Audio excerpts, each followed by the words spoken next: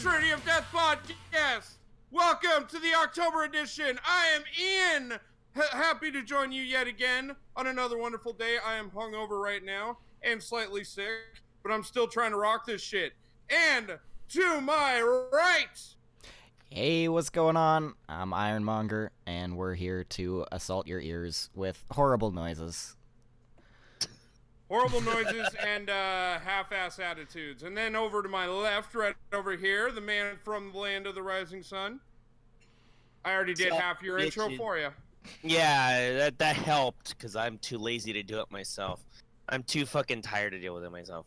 Well, you're welcome. That's gonna be the theme for today's episode. No one's got any energy. No, nobody is in any condition to do shit. It's called the sickly Trinity of Death. We're all dying.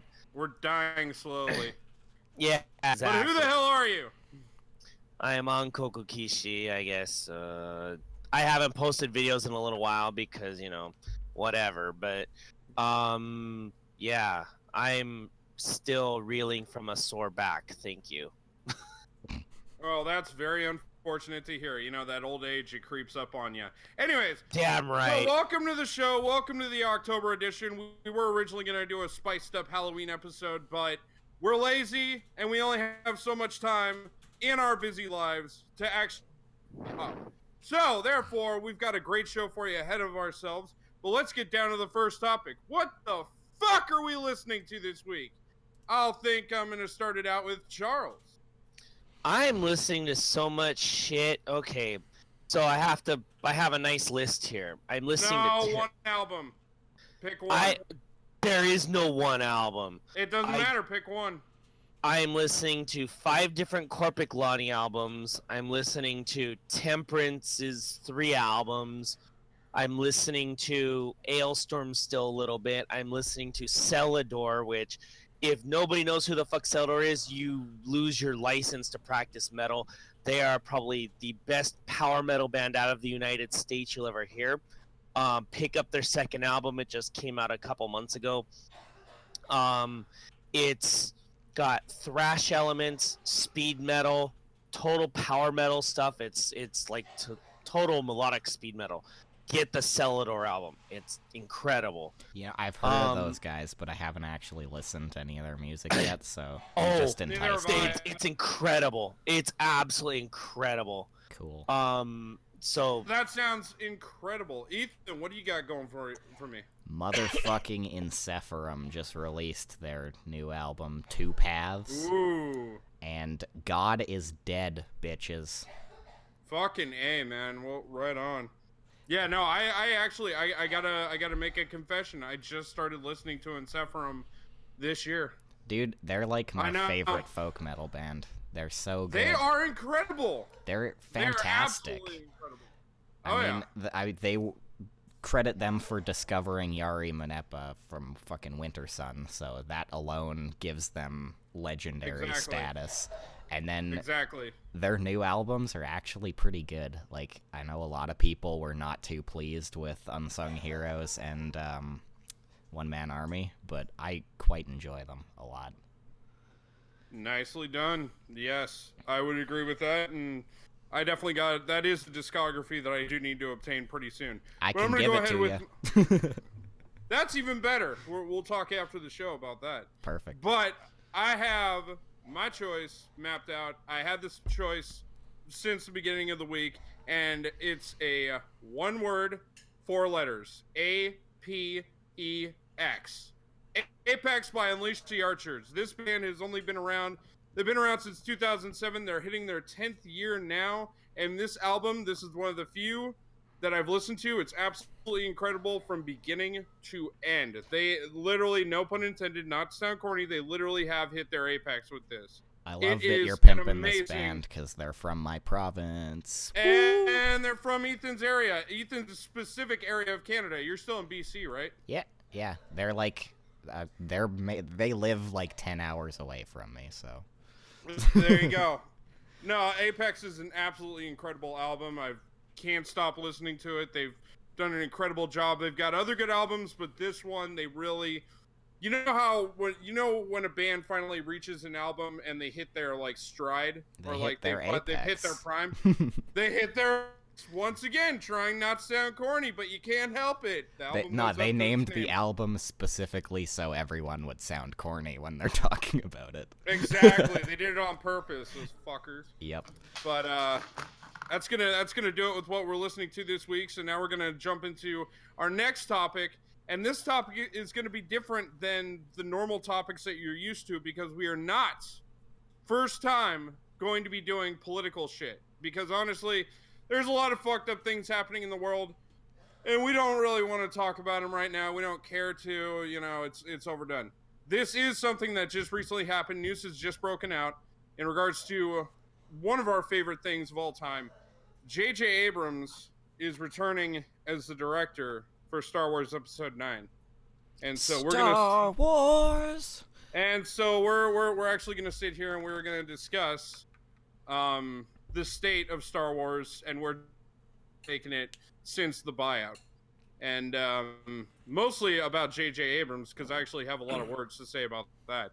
Well, then you go first. Yeah, go for it, man. Go for it. Well, unleash the fury. I actually want to hear Ethan go first on this, but I'm just gonna say really quick as a disclaimer. Unleash the fucking fury. Yeah. Hey, Ingve. Shut up. I'm actually gonna have Ethan go first on this, but I'm just gonna do a quick disclaimer.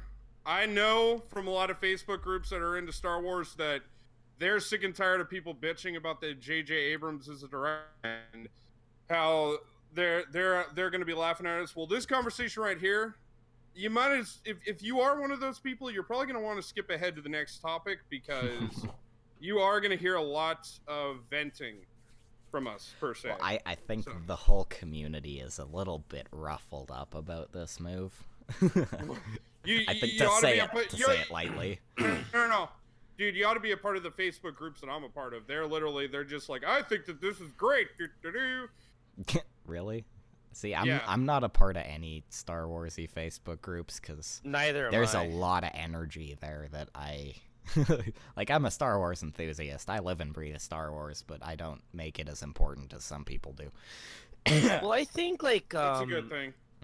The YouTube comments on stuff like Collider Jedi Council are better gauges of how people think, I think, because I mean, yeah, a lot of people bitch about YouTube comments and whatever, but you can see the polarization in the fan base when you watch some of those like YouTubers that have a big following that have like a big Star Wars following. Yeah. Chris Stuckman, he's got a lot of like fanboys that like hate on the prequels and love. I've never been a fan. I've never been a fan of his. He's got some good opinions on stuff, but ultimately, I don't like his style or anything. Yeah, and he's too, soft a lot of things. But like Jedi Council is like, they basically suck the dick of Disney. You never hear them. I would imagine so. It's a part of the Schmoes Know network, it surprised me. But Ethan, what are your honest thoughts?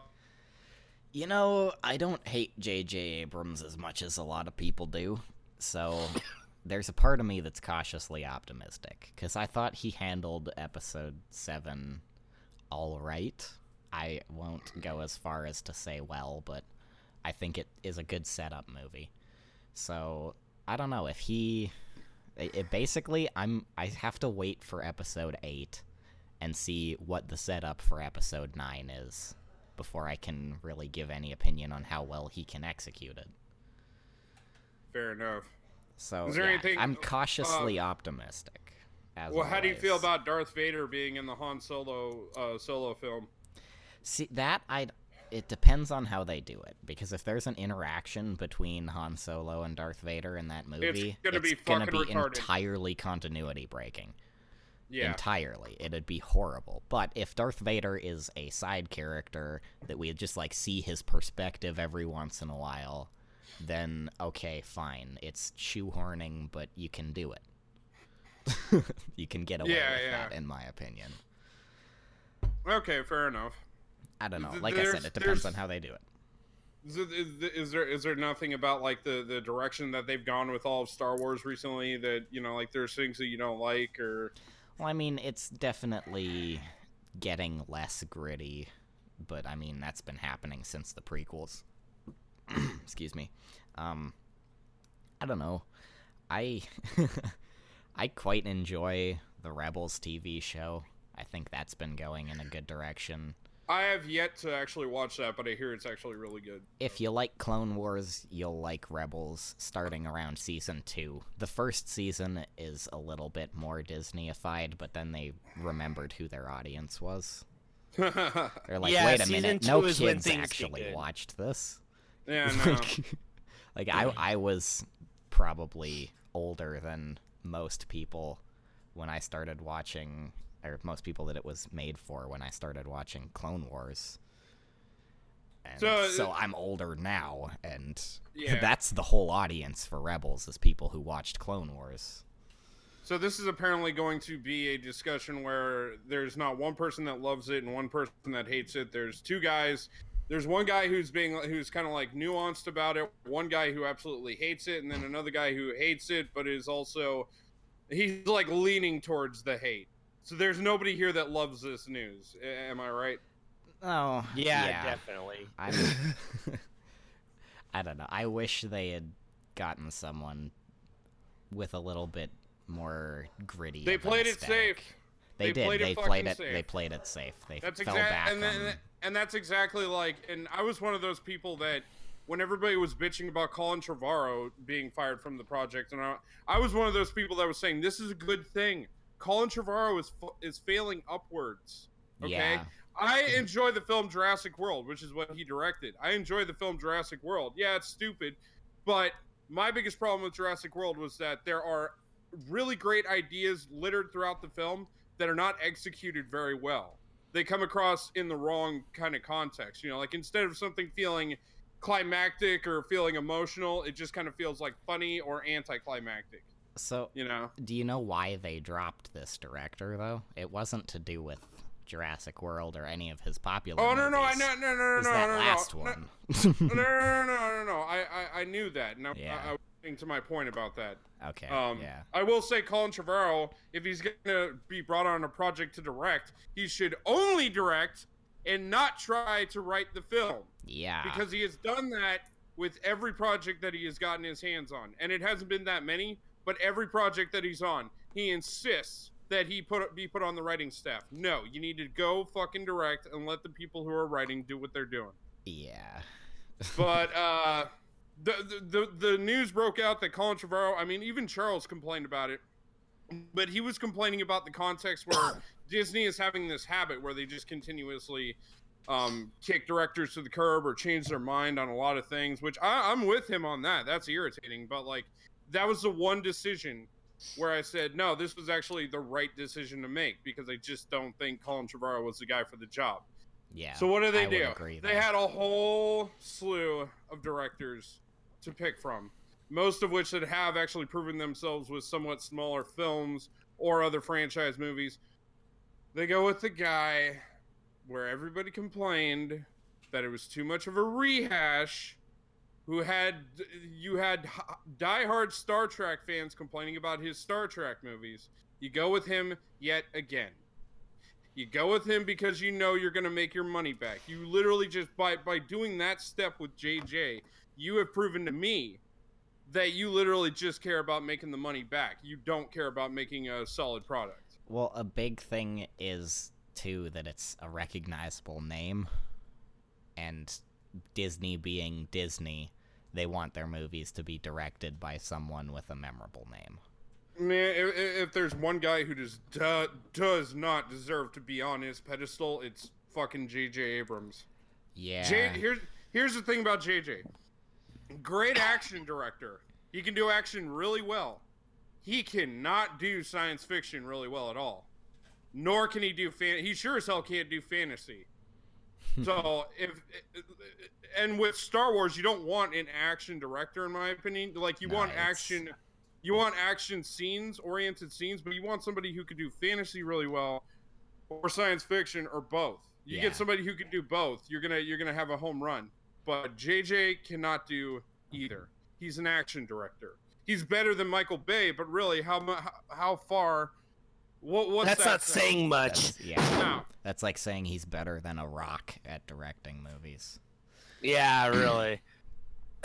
He's just really not that good. But I'll lend it off to Charles because I know Charles has a lot to actually say about Disney and their decisions. Opinions. Oh, lots of salty opinions coming this way. So, fuck Jar Jar Abrams. Now, The Farce Awakens, or The Mary Sue Awakens, whichever you want to call it, it's a modern movie that has all the modern tropes of why I hate Hollywood. And it has everything that Star Wars shouldn't have. It's a lot of fan service. And it doesn't develop the characters as much as they should have been. Now, to test this theory, I went back and watched the prequels 1, 2, and 3. I also watched the original trilogy. Now, for all the faults that Episode 4 has, because George Lucas was like fighting with budget issues and all that other shit, the one thing that he managed to do was to establish the characters. Like, this character's this character. Yeah, it's in kind of a typical, stereotypical, like hierarchy of the character types. But at least you knew who the characters were. You could like Luke Skywalker for being the young hotshot. You could like Han Solo for being the dirty smuggler who turns good. I mean, there were deep characters even within the context of just Episode 4. You don't have that in Episode 7. You sit and watch Episode 7, you see, oh, Finn's a black stormtrooper. So he runs away from the stormtroopers. He has zero backstory. Okay. You have Poe Dameron, hotshot pilot, ace pilot. That's kind of like the Han Solo of this new trilogy. But he's not the dirty smuggler type. He doesn't have any background given. Let's not even talk about Mary Sue. We'll fuck her for now. Let's talk about who is that? So we got Finn, we got Poe, we're not gonna talk about Mary Sue. BB-8 is cute. Nice comedic attitudes to that. I have no problems with that. You have Kylo Ren. Actually, he's not the only decent character in the entire fucking movie. Literally. He's like literally the only character that has any kind of development whatsoever. Everybody knows already, so Ben Solo. So you already have the background of that. You already know that he's kind of the one that did in Luke's academy. You already know that he's caught between the dark and the light. You can see him kind of struggling. He wants to be like his grandfather. He wants to live up to that lofty standard, but he's not there because he's got that light side in him too. And you can see the conflict in him. And that's about the only decent character in the entire movie that actually has any kind of development. I don't quite share the same sentiment about the characters that you do. But... I was just gonna say the same thing. I'd actually when you look at... you're shitting on them just a little too much for the sake of it, honestly. Well, no. Because if you look at the way that they depicted Obi-Wan and Qui-Gon, or like even Anakin Skywalker in Episode 1, there's depth to every single character that comes on the screen. What was the depth of Qui-Gon Jinn? I want to know. He was the Jedi Master. Of course, he was the master to Obi-Wan, but you could tell that even through just like small dialogue snippets he had with Obi-Wan on Coruscant, that he kind of doesn't go along with what the Jedi Council says, because he's kind of like the rogue in the group. And I wouldn't call him a rogue, but the way, just because they picked an amazing actor for him, the way that his kind of subtle, I guess yeah, he's kind of independent of the Jedi in a certain way, but his just calm, focused, very Jedi-like attitude towards the world made him seem like the penultimate Jedi Master. That's how I always felt about Qui-Gon in the first movie. He was like the standard for what a Jedi should be. You're loyal to the Order, but you can also think independently. Yeah, I'll agree with that. I can agree with that. And so, but the bigger, like, I'm, like, as I've explained with the characters, now I'll talk about the big picture, like, watching the movies, like, watching every movie and then looking at episode 7 from the perspective of the previous 6. Mm-hmm. People shit on the prequels for no fucking reason. The prequels are entertaining, they're good movies, so fuck everybody. George Lucas is a terrible dialogue writer. I quite my problem with the prequels is the dialogue. There's a lot of shitty dialogue in there that I admit that George Lucas shouldn't have had the pen when writing the dialogue. He can write great stories. He can't write dialogue for shit. But some of the things that people shit on the dialogue for in the prequels, people don't put themselves in the perspective of, like, that Anakin is a teenager in Attack of the Clones who's, like, got all these emotions and he doesn't know what to do with them because the Jedi just tell him to ignore it. They don't tell him how to learn to grow as a person through it. And that just makes things even worse for him. Now, the fact that he gets sent off on this, like, protection mission with Padme just exacerbates the issue because he's got this, like, obsession with her. He's, like, got a massive crush on her. And when the only thing the Jedi are telling you is don't make connections, what's a kid gonna do at that age? He's gonna act like a stupid little kid, say a lot of stupid, corny shit, and it's like a horny teenager at exactly. camp. Exactly. So, like, the people that are bitching about how poor the dialogue was between Anakin and Padme can go fuck themselves because neither of them were actually very, you know. All right, let me ask you. Let me get back on topic, though. I've gone off the rails a little bit, but the point is that I wanted to make most about how poor J.J. Abrams is a director is, and the reason why he shouldn't be on episode 9 is that when you watch the prequels, you watch episode 1, whether you like the movie or not, it finishes that story arc within the movie.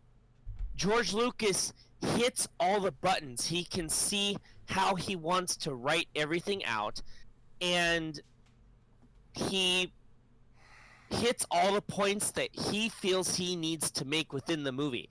The movie ends at a point where you feel like, okay, the movie is ended. Now we can start the next story arc. The problem is that Force Awakens doesn't do that. You feel like there's no ending to it. And that's the problem with J.J. Abrams, and I think part of the problem with the Disney Star Wars story group is that they have all these ideas that they want to connect, but they feel like, well, we own Marvel, so we can just throw a lot of shit into comic books. We can, like, write a bunch of books to supplement the movies. Whereas George Lucas looked at it from the effect of, I'm going to tell the story in the movies, and the side stuff I'll tell in a book. That's the difference here, is that Disney is being lazy with the movie making because they can just release a book or release a comic book to cover up their shitty story writing. And George Lucas never did that. And I wouldn't say he fear. never did that. I think the second two Star Wars movies were all about selling toys and comic books. They were about selling toys. Well, the comic books are part of the toys. The comic books and the choose-your-own-adventure novels. Some of our favorite characters from the prequels, like Darth Maul. Darth Maul in Episode 1 had no goddamn character development. You had to watch the Clone Wars and you had to read the comics to learn anything about the guy. Yeah, he has literally one line of dialogue in that entire movie.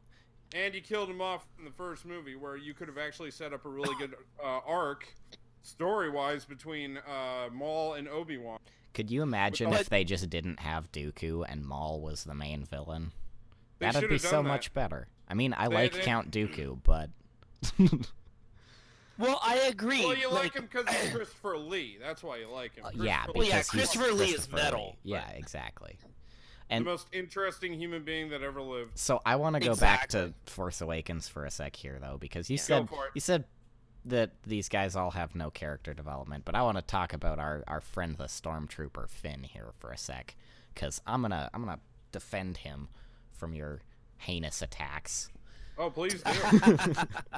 Please do. He doesn't need any backstory because all of his backstory is implied. He's a stormtrooper. We know what the fuck stormtroopers are. He was taken when he was young, trained his entire life to be in the military, and then that mission, if you've read the book, you know that was his first ground mission at the beginning of the movie. Yeah. If not, you kind of assume so because he's fucking rattled when he comes out of it. You're like, okay, so he's clearly not a very good stormtrooper. He's probably a new one. This is probably why no one hits anything. No, I'm gonna counter that. Is that right after he escapes with Poe on the TIE Fighter, and in the Star Destroyer, what does Phasma say? He's never had any. What is it? Like any history of acting out. History of acting out. He's always been a model stormtrooper. Now that's the problem. Is that they just they say, okay, he's a model stormtrooper.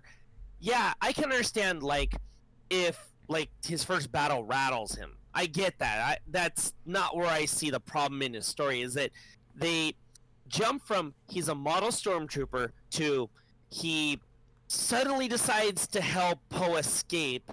Then, for some reason, he wants to escape the First Order, which is never explained why he wants to escape the First Order. Well, it actually there is a line from I always forget his name. The General Hux. General Hux, yeah. General Hux. He's talking with Captain Phasma, and I forget exactly what the dialogue is, but it's to the beat of you need to bring him over for reconditioning or something. And there is actually a shot, there is a moment in the beginning of the film where after he does come out of the shuttle and his friend gets shot, and the friend stormtrooper grabs him by the face, and then the blood gets streamed across his helmet. You see it being shot like this, where he's just having flashes going on, and he's turning left and right, and that's him snapping out of. I mean, it's pretty obvious from a showing perspective that's him snapping out of the conditioning. That's him snapping out, because what they do for the stormtroopers is they I want to say, for the lack of a better term, they brainwash them. They brainwash them and they train them in simulations. So it makes perfect sense that when he got deployed to a real ground mission, that shit would go awry. In my opinion. No, I think you actually hit it there, so. Yeah. And I don't know. But Finn isn't the worst of the offenders in the characters. I was just going to say that. Well, Mary Sue is a problem. No, actually, I first character... Actually, okay, if you want to go with the character that has the least characterization, it'd be Poe Dameron. That's what I was going to say, yeah. Well, they were going to kill him off anyway. And everybody knows that JJ wanted to kill him. Yeah. Okay. And what the actor said, no way. I want to keep doing it, so. It's funny, this is the exact opposite of what happened with Han Solo. Sorry, continue. Yeah, I was going to say about Poe Dameron, it's he has the least amount of character development. And yet, why is it that I love the guy? Why is it that I still love that character and I want to see more? He has no development, but he has an excellent personality to start out with. You see the guy in every single scene, and it's I love watching what he does. And this chalks it up to just how the power of acting. Yeah. Because Oscar Isaac fucking nailed it with this. Oh, I agree. He's like probably the best actor in the movie. So I want to see more adventures of Poe Dameron. I want to see more of this character. I want to learn more about him. And they'll sell you comic books to teach you about him. Well, they also said that he was going to be predominantly more in Episode 8. So that is one thing to look forward to. Well, because everybody liked Oscar Isaac playing Poe because he was probably the best actor on the screen at any time. I mean, he is an amazing actor. I'm not gonna shit. I'm shitting on the character, not on the actor. Like, and I'm not even really shitting on the character that much.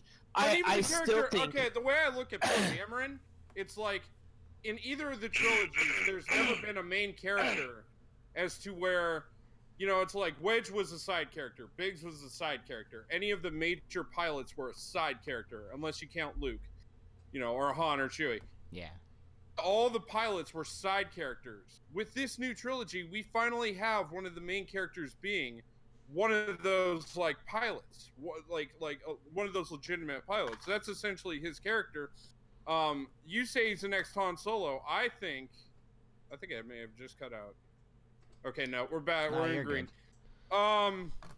This is the first time that we've actually had a Rogue Squadron pilot. I'm going to call it the Rogue Squadron. Rogue Squadron pilot be a main character. That is something that I've wanted since I was a child, and that's something that actually did make me very happy about The Force Awakens. So I'm very eager to learn more about Poe Dameron, and I am actually excited. Almost in the first movie. They're basically like... Because there was that whole friendship between Luke and the other dude that they cut from the first movie. Biggs. Oh, Biggs, yeah. So I'd say he's more like our apology for not having Biggs than he is our new Han Solo. There you go. Yep. I think, what I think is like, I don't think he's like Biggs. I think he's like, he's the new Han Solo, like in a general sense, but I think it's a combination of like, Wedge mixed with Han Solo, because he's got the swagger of Han Solo, but he's got, you know, the him being the pilot like Wedge, who is like the reliable, you can always count on him to get the mission done kind of person. Because Wedge was in every major battle for the rebellion, right? He was at the first Death Star, he was on Hoth, he was at the second Death Star, but the actor didn't want to continue the role, so they, you know, because he was being a putt. I don't know why you wouldn't want to continue being that. I mean, I think he was a little bit resentful of how much of his filming they cut from the first movie. Oh, because yeah, like they filmed most of that storyline, and then just cut it all. I gotta say, you guys have seen the deleted scene where Luke does go to Toshi's station to go hang out with Biggs. Well, I read the novelization like 25 years ago, so. I feel really bad for that hot chick that was in that scene, and they ended up cutting it. I was like, damn, girl, you're actually better looking than Leia. I really thought that. I'm like, oh. Well, like, I think that they should have left a lot of that in because, you know, it gives backstory to Luke and Biggs. It showcases a friendship, and then you have a supporting character. Yeah, and it's important because you see him die at the Death Star. All that stuff that happens when they're doing the Death Star attack, it has so much more gravity to it. Exactly. That's why when I read the novelization back in middle school, it was like reading all the stuff about Biggs and Luke together. I was like, holy shit, this is cool. Because you get that extra information about Biggs. It makes his death more poignant. It also just gave Luke more personality because you actually got to meet one of his friends from before the movie. Like, yeah, exactly. Like, so this is who he hung out with. Like, yeah. This is, why he wanted to go to Starfleet Academy, why he wanted to, you know, his frustration. Not Starfleet. Imperial. He didn't want to go to the Imperial Academy, did he? No, he wanted... Yes, he did. Did he? Oh, yes, right. It was the Imperial Academy. Right, yeah. He was going to join the Empire because they were out on Tatooine, and, you know, the Outer Rim is the Outer Rim, and nobody fucking cares about it. But no, it was the Imperial Academy. And what Biggs did is Biggs went to the Imperial Academy, but then he defected to the rebellion, and that's the scene that was cut was talking about Biggs finishes his time at the academy, he graduates, he comes back to Tatooine to visit, and he says, "I'm joining the rebellion." He's jumping ship. Mm-hmm. Do you know why they cut that scene? It's kind of a bullshit reason. Because George Lucas is fucking stupid. That's another way to put it. Pacing issues. Pacing issues. Was what it, yeah.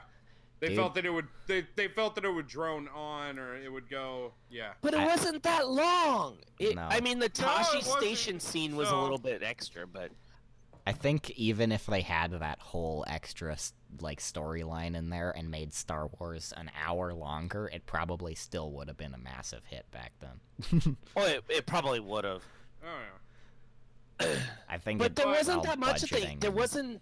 I wanted. Yeah, to it was a budget thing too. I wanted to digress back into let's not talking so much about the storylines and that kind of thing, because we could go for hours with that. Yeah. I want to focus more on the politics of this. I want to focus on where we actually see Disney making decisions about the franchise in the future, how they've handled these previous decisions, and where we see our fandom within the next 5 years. Because I can tell you right now, Episode 8, my expectations for Episode 8 grew a hell of a lot higher since this announcement. Like, Episode 8 really, really has to impress me. Well, yeah, I agree. I don't know. I've already had fairly high expectations for Episode 8 because of basically the fact that Episode 7 was just the setup movie for it. Yeah. So, like, since I walked out of the theater from that, I've been like, okay, Episode 8 has to be the hook. The hook, line, and sinker. No, Episode 8, and it's with any of the Star Wars trilogies, like, the middle film is the one that's carrying all the gravitas of the trilogy. It's the one that's carrying the meat and potatoes of the story. The main event. The core. It's the core of the story. This is the full overarching story. You're learning all of it.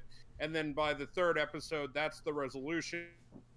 The yada yada. Yeah. So. Yeah, exactly. Well, I'll just say that I want to get this across. You guys put a lot of the blame on J.J. Abrams, and I agree. Like, in terms of a single film standpoint, I agree with some of the claims, but I think who we really should actually be pointing the finger at is Kathleen Kennedy. Oh yeah, because fuck that she's bitch. the producer and she is overseeing all of this. Yeah, she's got a hand in everything. And while Kevin Feige over at Marvel is doing a hell of a job, Kathleen Kennedy can't get her shit out of her ass and actually figure out the proper way to take the expanded universe and adapt it. Because Finn's backstory, that's not original. It came from an expanded universe character. I haven't even looked into that yet, so... Maz Kanata. Han Solo with the Force, essentially, is the best way to describe him. And the whole Rogue One storyline, that was ripped off from Dark Forces. Oh, yeah, well, I remember that. So, yeah. But no, Finn's backstory is actually Maz Kanata's backstory, except Maz Kanata, after he became a defector, he actually trained to be a Jedi because he found out that he was a Force user. And while That's I don't Kyle expect... Katarn, isn't it? Or Kyle Katarn, sorry. Yeah, no, that's what Kyle Katarn was a badass. Fucking Kyle Katarn was a defector. Okay. That was his origin story. He had the exact same. He had a similar origin story to Finn, and so except he had the Force. Yeah, exactly. So with Finn, it's like, my thought process was like, okay, they're going with this. Maybe Finn's not going to become a Force user, but maybe he becomes like a new rogue leader, or maybe like a badass pilot, or a super awesome general. And now that JJ's directing, I just feel like we're going to get a scene where Finn he just got shot. They're trying to like blow up this building on like another forest planet. And then Poe hovers over him, and then Finn pulls out a gun. There's like a walker behind them. And then Poe goes, "I love you, buddy." And Finn's like, "I know." And he shoots the pilot in the walker. That's going to be J.J. Abrams Episode 9. I'm sorry, I just I can't. know it I'm is. an optimistic person, and I can't be optimistic about this right now.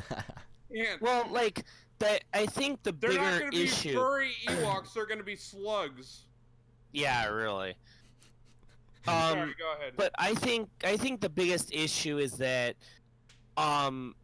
George Lucas handpicked Kathleen Kennedy, so she's got this like feeling of I am the chosen one, and I'm going to I'm continuing George's legacy, which is bullshit because she's a total feminazi. You can tell by most of the characters in the new canon that all of the well-written characters are female and all the bumbling idiots are the men. Like Finn. If you look at the relationship between him and Rey, it's like Finn is a bumbling idiot. Rey is like the strong, like super, Super Saiyan level 4 over 9,000 blah blah blah motherfucker. That's neither here or there though. But it's just that she has put so much effort into the way that she wants to make Star Wars, and the story group is so-called diverse, and so they're basically pushing that typical lefty Hollywood agenda. And I'm from LA, and I can see what they're doing. And it's bullshit. They're ruining Star Wars for the sake of pushing an agenda, and I think that starts and ends with Kathleen Kennedy. Now, that I never saw Jurassic World, I didn't want to because I thought it was stupid to like have to rehash this shit again, and it just shows like Hollywood can't come up with an original story on its own. Well, that's old news at this point. Yeah, that's old news. But I mean, it's that I didn't see it because I thought it was gonna be a stupid movie. I didn't care about the director. But the bigger issue here is the only two movies that Disney has not thrown the director off are The Force Awakens and Episode 8. Exactly. Rogue One, they threw the director off. They threw Garth Edwards off. Yeah, and they put in a new guy to add in some stuff and to make it a little less dark. I want to see what Gareth Edwards wrote for that movie, because I think his darker version of the movie would have been much cooler. Well, I overheard that one of the scenes, Darth Vader literally slices somebody with his lightsaber, and you see his intestines spill out. Like, Gareth Edwards did not shy away. That's right, what I heard. It could be... I could be wrong, that goes against the continuity of the lightsaber, but... Well, of course, the continued lightsaber was fucked up between Episode 4 and 5, so we'll that can go either way. Yeah. But I mean, that could be one thing that could be there. But the thing is that the original story supposedly that Darth Vader was gonna kill all of the Rogue One team, which I would have thought would have been the coolest fucking thing in the world. And then you have like all these scenes that you get in the trailers on TV and whatever, and then they're not in the movie. How fucking stupid is that? That's not supposed to happen. It happens way more often than you'd think. It happens a lot nowadays. Movies and nowadays, games, yeah. No, even back in the day, it happened. Yeah. Back in the 90s and the 80s, oh yeah. There's always been last-minute changes and recuts and. Oh, yeah. There's a lot of movies that are really famous for doing in movies, that. they only film certain things to not even be a part of the movie. They film them to be part of the trailer. Mm-hmm. Like, directors intend to have little small things be intended for the trailer. But this was more than just small little things. I mean, like, removing the TIE Fighter is one thing, but, like, the fact that they were running on the beach and then that scene is completely changed to them being on the tower... I mean, that's like, when you talk about like little things getting changed, that's one thing, but they literally changed the story between what the trailers showed and what we got. Now that's where I draw the line. I mean, because they changed way too much in the trailers. How offended were you really that there was a bunch of people running on a beach in a trailer that you saw once versus a different ending in the movie? Because to me, that's such a minor complaint. Yeah. But I mean, when you think about what Gareth Edwards wrote and I totally Darth Vader agree. was gonna run and like slaughter the Rogue One team, he should have slaughtered the Rogue One people. I agree. I would love to see that other script.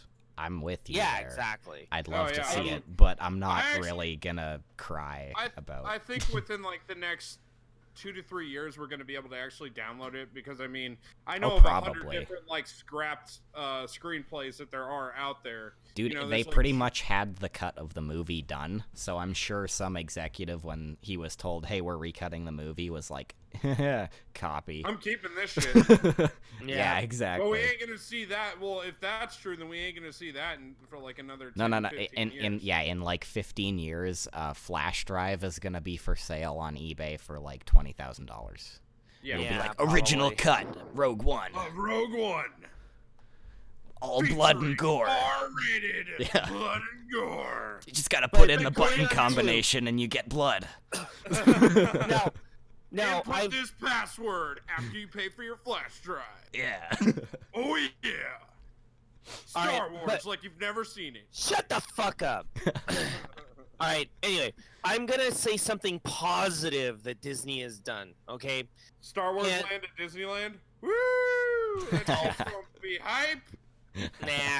But not even that. But when it comes to the lore that they're creating in Rebels, in terms of the Jedi, like with the Bendu, and how they use the names that George Lucas originally gave to the Jedi and stuff. Disney in that sense, the story group is like nailing every point. If they're gonna rewrite the canon, it's going back to what George Lucas originally envisioned, which I'm perfectly fine with, because that makes it, really what George Lucas was envisioning originally. I'm down with that. Yeah, while I disagree with you on a lot of the character,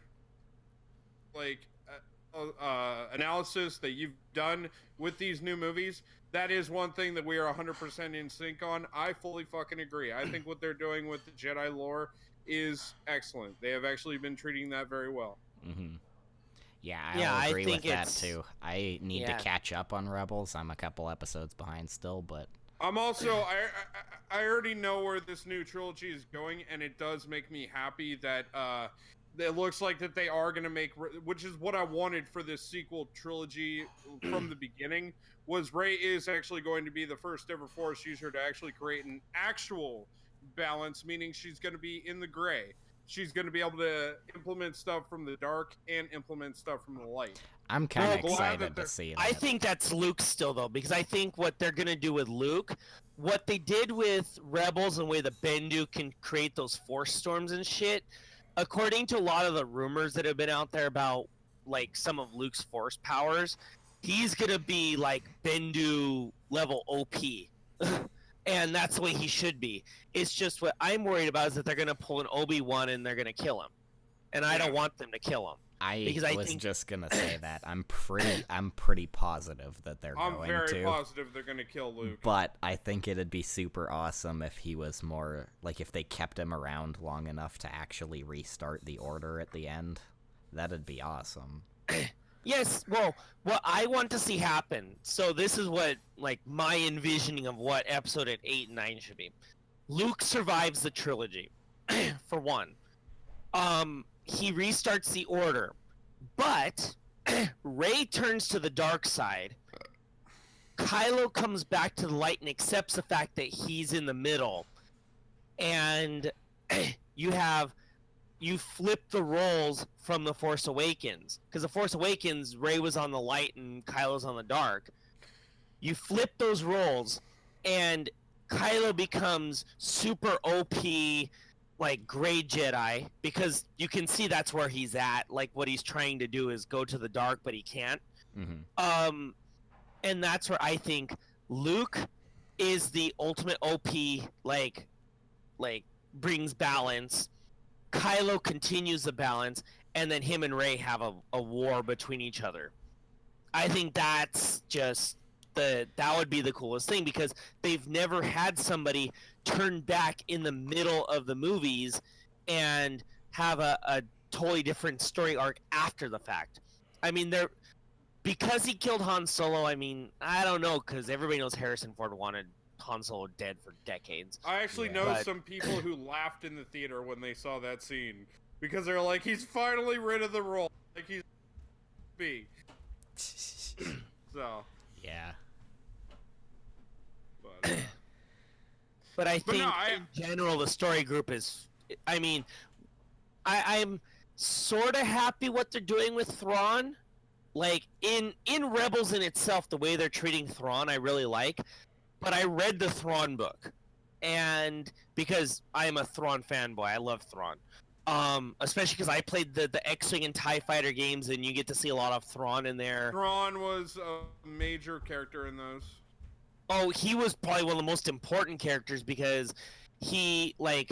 Didn't, like, 75, like, at least 70% of the missions revolve around him, or something that... that was related to him? Yeah. Yeah. In TIE Fighter, yeah. Oh, it was a lot of Thrawn. You saw Thrawn all over the place. Just a quick thing for you PC gamers out there, because we are PC gamers and we're awesome. On X-Wing versus TIE Fighter Balance of Power on Steam, you can actually use your Xbox One controller with it. So I just throw that out there, which is kind of nice. I used to play X-Wing and TIE Fighter with a flight stick. Oh, it was amazing. Well, we all used to, but I'm just saying, if we don't want to shell out like 50 or so, well, actually, you can get cheap USB ones. I actually have a flight stick that I should actually test out with. Got a couple even period correct flight sticks. I have old ones. Yeah, I remember those. I used to play Wing Commander with a flight stick too. Oh. Well, yeah, because nobody played Wing Commander with a keyboard. There were some people who did, but those people are crazy though. That'd be impossible. It is. That's why it sucks so bad on Super Nintendo when they ported it, because you can't play Wing Commander on a fucking Super Nintendo controller. You just can't. Oh yeah, watch me. I'm gonna actually make a live stream about that, and I'll be like, Charles is gonna get duped. Wing Commander 64 were awesome. But that's beyond the point. I just need to go back to Thrawn for a second, because that's part, because without TIE Fighter, you had the Thrawn trilogy books, and the Thrawn trilogy books didn't give enough to Thrawn. They described a lot of his tactics and things and military stuff, but you didn't really get a lot of his background. You didn't really necessarily need a lot of it, but his time in the book was short because they had to jump between what Luke was doing, what Han and Leia were doing, and what Thrawn was doing, and there was just so much going on that there wasn't a whole lot to it. Now, the Thrawn book, I have two major gripes with it.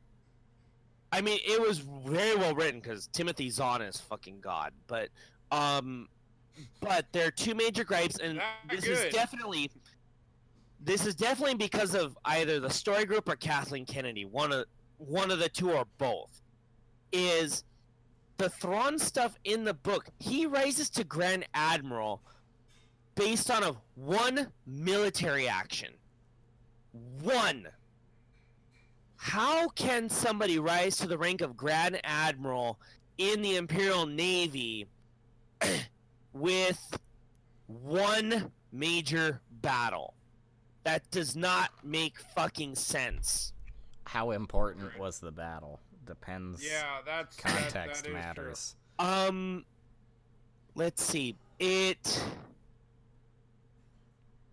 wasn't really the most important thing. It wasn't. It was kind of a big battle because it was fighting against a small rebel cell that was totally disconnected from what the rebellion was doing at that time, like trying to form themselves. This is like a splinter group that had nothing to do with like the main Mon Mothma Bail Organa organized thing. Yeah. And my other gripe is half of the book is dedicated to Governor Price and how she becomes governor of Lothal. Why? She kind of plays the political games that Thrawn doesn't care to play. So she actually has a very deep connection to Thrawn, but half of the book is dedicated to her when the name on the book is Thrawn. And I'm sitting here like, yeah, you need to develop Governor Price because she's an interesting character. I agree. In Rebels, she's actually a very interesting character. But why is the book dedicating so much time to her when it's a book about Thrawn and how he rises through the ranks? The way Timothy Zahn writes Thrawn is amazing because it goes through his thought process. It goes really deep into his thinking. But there's one battle that's not even that big of a deal, like in the big scheme of things. And it's just like it doesn't even bring up the TIE Defender project. It doesn't talk about anything like that because it comes up in Rebels. But Thrawn was thinking about that stuff way beforehand if you know the Thrawn character. So, I mean, I was completely disappointed in the fact that I got so little of Thrawn comparatively to how much they had to put Governor Price in there and how she rose up, and how little military tactics were included in the book, when Thrawn's main point, even in the original Thrawn trilogy and Legends, was about his military strategy. The reason why the New Republic almost fell was because of his military strategy. So they really fucking dropped the ball with Thrawn. And I mean, the final two episodes of season 3 of Rebels are just like the most epic things ever in Rebels, outside of maybe like the season 2, like the first episode of season 2 with Vader, and the last episode of season 2 with Maul, Vader, and Ahsoka. That stuff is just amazing, but I mean, it's just they've dropped the ball on Thrawn, and it's disappointing. So and that's a story group and Kathleen Kennedy problem. Yeah, but you also have said that you did enjoy the book. They actually did do a good job with it. Because Timothy Zahn is a fucking god level writer, and that's good. The good points of the book are that's better than the original Thrawn trilogy is that they go deep. He writes Thrawn, like his thought process so deep, and the little side character that they have for him, I forget the character's name, that's always with Thrawn, like his translator kind of character, who ends up like going into the Chiss Ascendancy. Thrawn sends him to the Chiss Ascendancy. Yeah. At the end, which that epilogue of him going into the Chiss Ascendancy is just fucking epic. The way they ended the Thrawn book, you're just like, I want a book about this dude now. I mean, really, it's like, tell me what he's doing in the Chiss Ascendancy. I mean, it's just fucking incredible what's going on with that character. And I'm definitely gonna have to check out the audiobook, and I hate to cut you off, Charles, but we got to get into the next topic. We got to get into the next topic, but I want some quick closing thoughts. Give me like 2 or 3 sentences. What's your thoughts on it currently and where it's going? Ethan, you want to go? Sure. I'm waiting for Star Wars Episode 8 still. There's my closing thoughts. Okay, well, very brief. Charles? I am going into Episode 8 very cautious.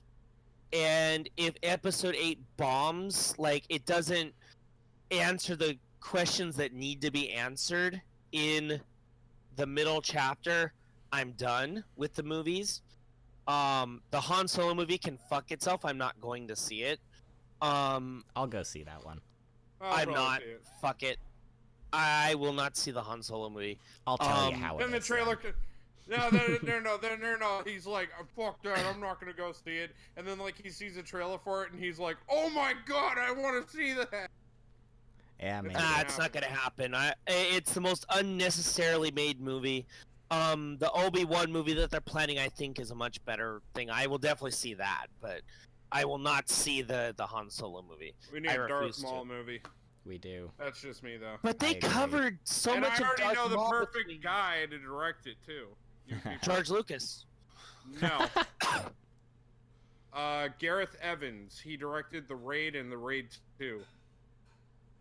Oh, yeah. Yeah. You haven't seen either of those? No, because I don't go to the movies. I haven't seen them, but I know who he is. I've heard the name. Those movies are actually, they are some of the best action kung fu movies ever made.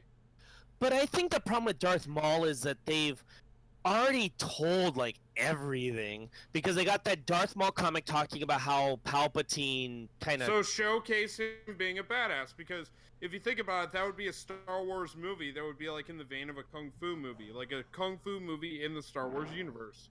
But that's how I see the Darth Maul movie. But the problem is that they did so much with Clone Wars with him, so... That's There's still a lot of room for character. I could definitely see a kung fu style movie centered around Darth Maul. I think like just showcase like some really incredible fight sequences throughout the whole movie. I'm with you on this. I think that'd be badass. But we got a sponsor spot to do here. Well, not just yet, motherfucker. What do you mean not just yet? Am I looking at the same schedule as you? I'm not. I haven't given my closing thought. I thought that's what that was. No, it wasn't. That was adding to Charles's shit. Well then. No, my closing thoughts is episode 8. I have unrealistically high expectations at this point, and it's bad enough that JJ is gonna direct episode 9. He's also going to be helping write it. So we already know we're going to be seeing a lot of things that are going to be a little too familiar. But if episode 8 is so good that so good to the point that I can actually forgive episode 9, then I'll be okay with it. And then as far as the whole franchise in general in the hands of Disney, it's been very hit or miss. So there we have it. But yes, like Ethan said, the show must go on, and right now, we have our very next sponsor. Guys, how do you feel about the monthly crates that you get in the mail? You know, the Loot Crates, the Dollar Shave Club, the Blue Apron? If it means I get a free subscription, I'll say whatever you put in front of me right now. Well, you know... Charles, well, it's not going to mean anything to me because, you know, they're not going to drop shit on my doorstep. Oh, yeah. Well, no, wait. Does this ship to Canada? Yeah, I know. Well, I don't know about you guys, but I personally love me some cardboard. You name the service, and I've subscribed to it at least once. Problem is, however, and it's a big one, is that the boxes generally have stuff in them. So I find myself with a box that has already been used. Like... It's got all this shit in it. Thank fuck that there is finally a service that sends you some grade A cardboard, and that is justcardboard.com. For the low price of $239.99 a month, you can get a fantastic fresh cardboard box delivered right to your doorstep. That's right, just the cardboard box. No CDs, no t-shirts, no oven mitts, no keychains, no bullshit. Just a pure cardboard box delivered to your door. Best of all, you can get $2 off your first month if you use the promo code justcardboard/trinityofdeathpodcast.com. Once again, that is justcardboard/trinityofdeathpodcast.com, and they will hook you up with a pristine cardboard box. You're getting a free cardboard box. No, you're not getting it for free. You're paying their monthly fee, which is such a steal. And it's in honor of us. You get $2 off because of us. Does it have a pre-existing logo on it from an established company? Who the fuck cares? You're getting cardboard. Ethan, I know you actually told me this morning that you tried their service out. How are you liking your new box? Best damn cardboard ever. Oh my god, does it smell pristine? Oh, dude, it's got that new factory smell, just absolutely perfect. Nah, can't recommend this service enough, especially if you use boxes a lot, like everyone does. Charles, how do you feel about about trying out this glorious service where they send you a box in the mail. Well, just the box. If they send me a big enough box to ship guitars overseas, I'm down with it. Why would you use the box for anything? Why would you do that? You're not supposed to use the box. It goes on a shelf. The box! It goes on a shelf, and you look at it once every couple of months, just like your copy of Earthbound. Yes. That's the best cardboard you could ever buy. Welcome back, everybody. We are now jumping into our second topic of the night. This is our Metal Talk segment. And we're going to do a little something special, which is going to be a regular thing on the show. Occasionally, we're going to have one of the members recount an event that they recently went to. So, right now, Charles, from my understanding, actually went to 3 different events that coincide with each other that he would like to talk about right now. And this has to do with Korpiklani. Charles, what the hell did you do? Well, first of all, Korpiklani was not related to the first thing, but we'll talk about the first thing. Then you're cheating! I'm not cheating, fuck you. Yeah, you are, fuck off. No, 2 weeks ago, there was a big metal... Well, I don't know if it's big, because there wasn't exactly that many people, but it was a thing called Evoken Fest, and it was 3 shows, 2 in Tokyo, 1 in Osaka, and it was just a bunch of bands who most of them have never been to Japan, so it was their first time coming, so they got to do like 30-40 minute sets. So there were 6 bands. Temperance from Italy, amazing. Power Quest, who broke up once and now they're back together, and they're releasing a new album soon. I love Power Quest. Celador, from which I mentioned in what we're listening to now. They are from the U.S. We had, let's see, Durdian from Italy, Twilight Force, and Freedom Call. This lineup is fantastic. That is a pretty good lineup. I'm super jealous, to be entirely honest. Except, so let me explain I'll do a little bit about each band, so just a little bit, because I don't want to like drag on or anything. Mm-hmm. Temperance was the opening. I only went to the Osaka show, so it was the last day. Temperance opened the show. They were fucking incredible. Marco, the guitar player, used to play for Secret Sphere. He left Secret Sphere to focus on Temperance. It was the singer. She can do guttural vocals. She can do her poppy female metal voice, and she can do her operatic voice. And oh my fucking god, is she incredible! Oh, she is like just the most incredible vocalist. Marco plays a 7-string guitar, and the bass player Luca plays a 6-string bass. So you've got a lot of heavy low end in that band, and it's just absolutely incredible. They played a lot of great songs off of all 3 of their albums, but a lot of the stuff off the second album, because the vocalist Kiara really likes the second album. I know because I talked to her. I asked her which one she liked the most. They were absolutely incredible. Next was Power Quest. Power Quest, oh my god. They kind of changed their band up, because they used to have a couple of guys from Italy that were in the band. Then the leader, Steve, he killed the band once in 2013. Then he decided to get the band back together last year, and now it's a group of all British guys, and they were amazing. They put on one of the best shows I've seen, and the guys are really down to earth. They're the nicest guys in the world.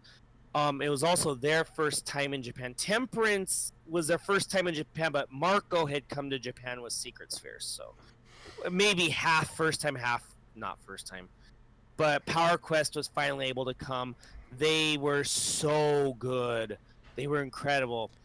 Now, the third band was Celador. Now, I have to admit, I was out like chilling with the Power Quest guys, talking to the guitar player Andy and talking to Steve, the keyboard player. So I didn't get to see them. And then when I decided to go in and actually try to watch them, because the show was sold out and there were like 700 people there, I couldn't get back in. So I was basically stuck sitting outside. I couldn't get to see Celador, which sucks. But I got to talk to Diego and I got to meet Chris. Diego's the keyboard player. He plays a keytar. And Chris is the rhythm guitar player and the singer. And I went out and bought the album, and they're fucking incredible. Just buy the album. You must buy the album.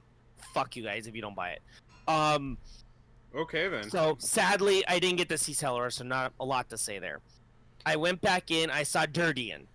Dirtian actually, they're fantastic.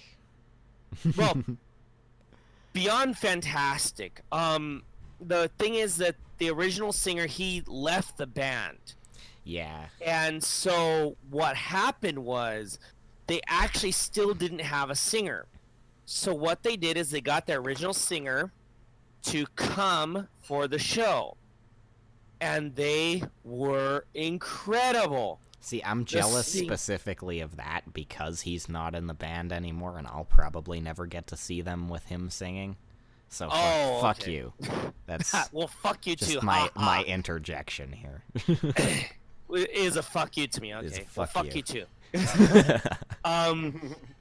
But like he as a front man, you'll be even more jealous because he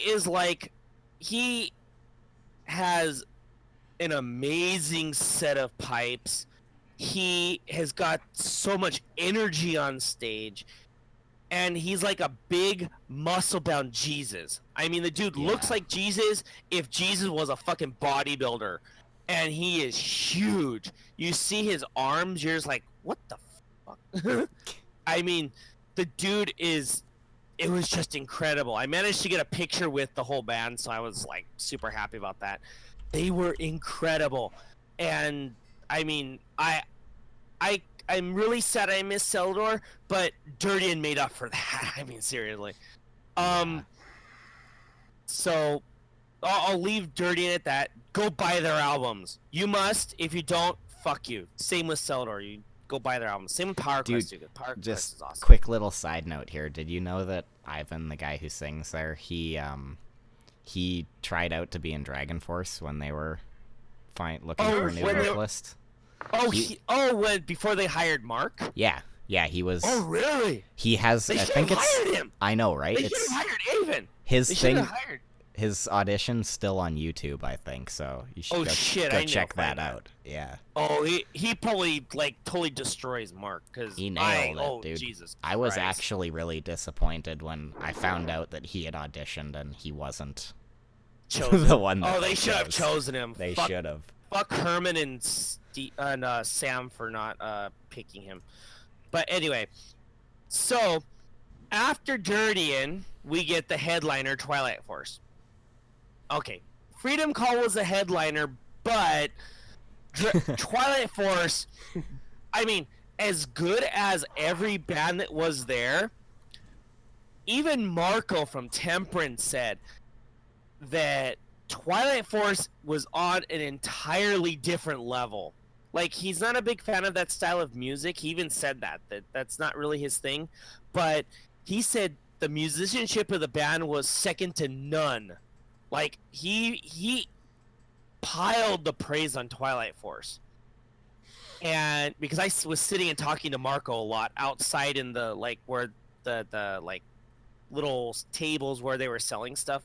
Mm-hmm. So I was talking to the Power Quest guys, and I was talking to Marco from Temperance a fuckload. And Marco is the nicest guy in the world, fucking coolest guy in the world. Anyway, Twilight Force was the real headliner of this show because they just destroyed everybody. As good as all the bands were that day, because it was like a day of nothing but amazing bands. Twilight Force really was on a different level. a lot of people have complained about the production value on the second album, about how it was too operatic and the guitars were buried in the mix, which is something that I complained about a lot. But hearing those songs played live where you can actually hear them as a band, the second album songs, when played live, you could argue that the songs on the second album destroy the first album. Like, if you hear them live, not on the album, because they sound like shit on the album. But, I mean, they're not horrible, but because the guitars are buried so far under the orchestration, it just... See, so you say that, and I have their second album, and I've only listened to it, like, once. So I probably didn't even notice, because I listened to stuff like Winter Sun's Time, where the guitars aren't even in the mix. They're so buried. So... But you got to remember that the thing that got them super popular was that first album. Oh yeah, no, I remember that. I remember when it came out. Now, my recommendation is to listen to the first album, and you'll understand why they became so popular so quickly. And then you listen to the second album. Now, I can see the direction they took with the second album. They wanted to have that like crazy orchestration shit going on.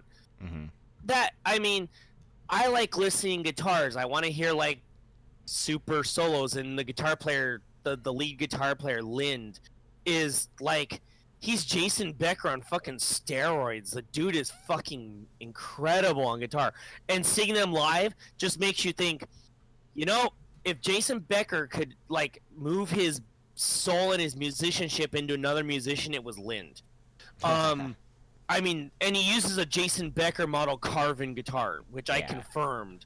So, you know, I'm already there. But when you hear the songs live and you hear them as a band and not the way that the songs are produced on the second album, it's totally different. They sound basically like the first album, and there's no differences. I mean, they play it perfectly. I mean, they're like on point with everything. The singer Christian is like, he hits every note. He's absolutely incredible. You can't get a better show than Twilight Force. And that's why what happened was the first two nights, from what I heard, because I didn't get to go, but from other people, is the first two nights after they finished their set, they went out to hang out with the fans, right? Which is what most of the bands were doing.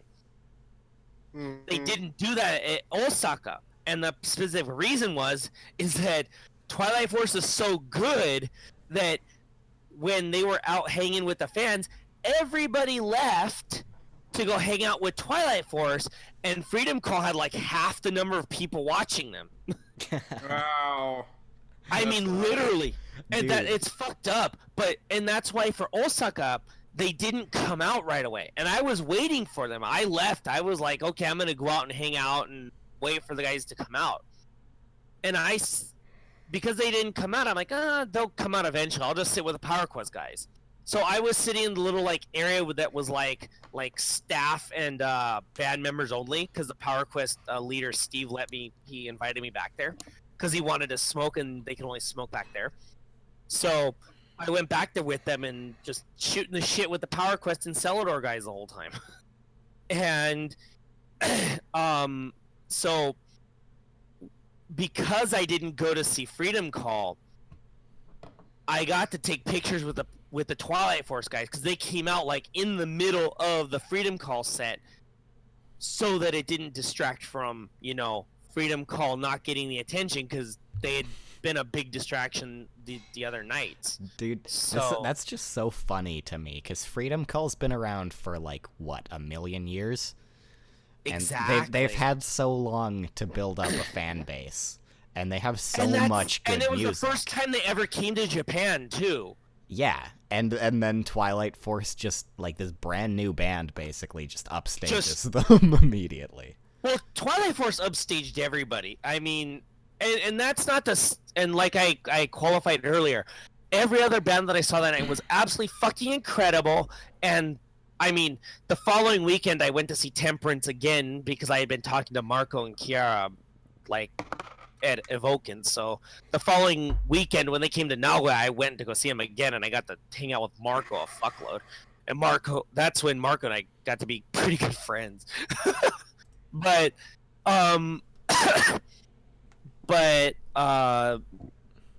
I didn't see Freedom Call because I was hanging with the Power Quest guys, and I got to get pictures with Twilight Force because I didn't get to see Freedom Call. So, there was a plus to that.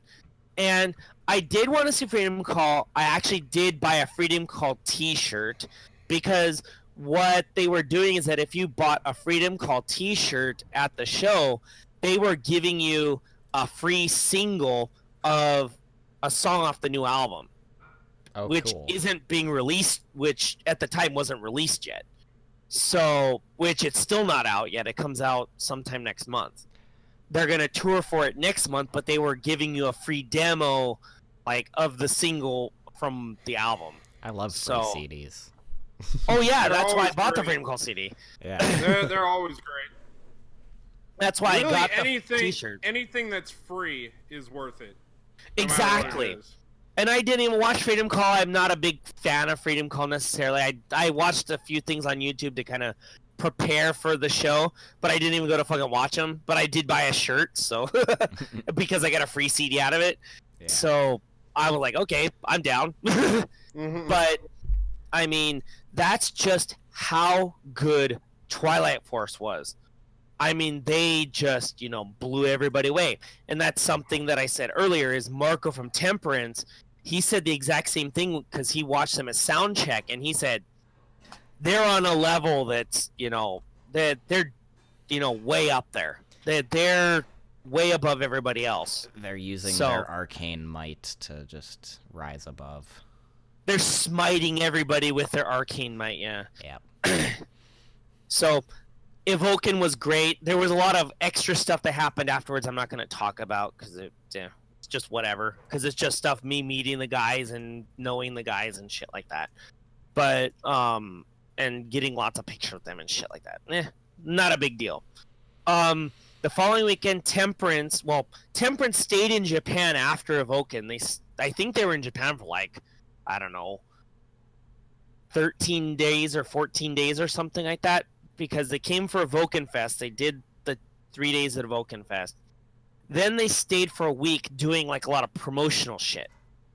So they were hanging out in Tokyo doing going to Disc Union and going to Disc Heaven because they reopened the Disc Heaven store. And Disc Heaven is a heavy metal store here in Nagoya. So, and it's the only one here. So, and I go there all the time. That's where I get all my shit. So,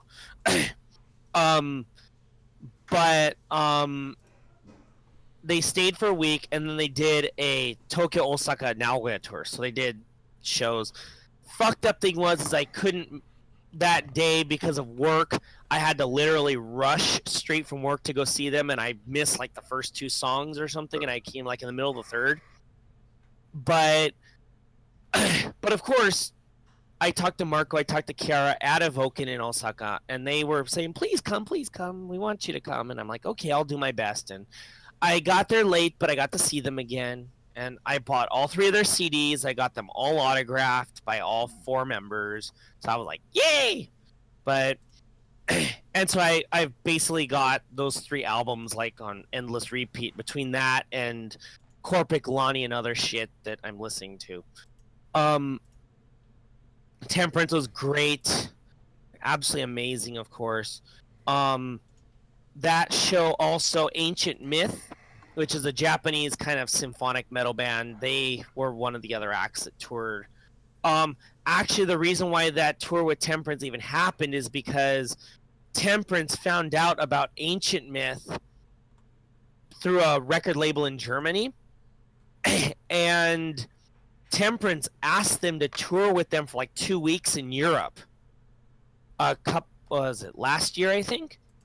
So Ancient Myth wanted to, repay the favor, so they said, well, why don't we do a 3-date tour in Japan, do Tokyo, Nagoya, Osaka, which is typically what most...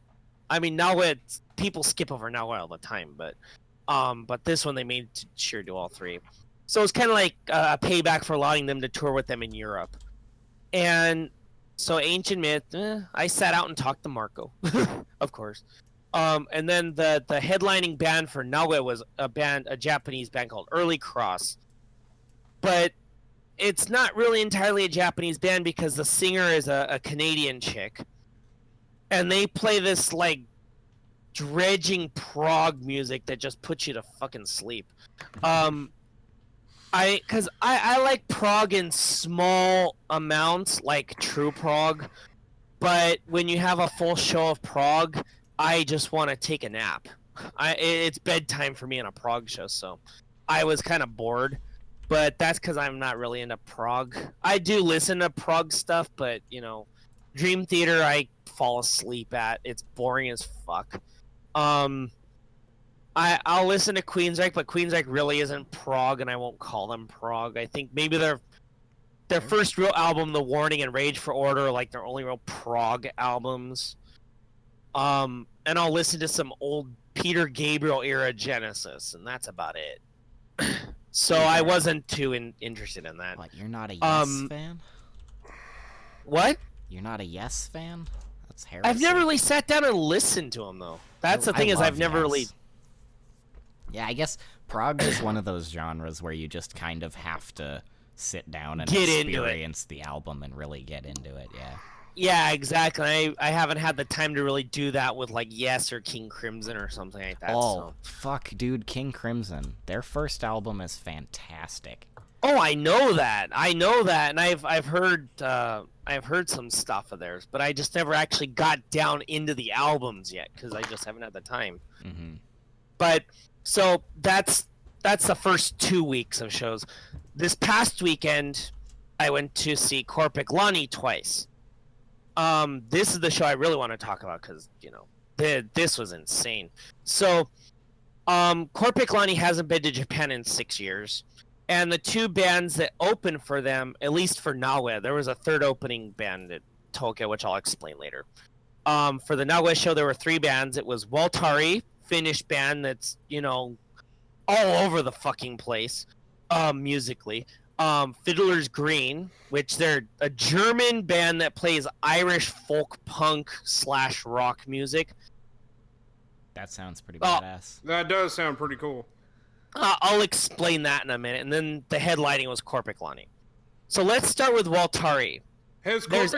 Really quick, has Korpiklani ever done a tour where they're not?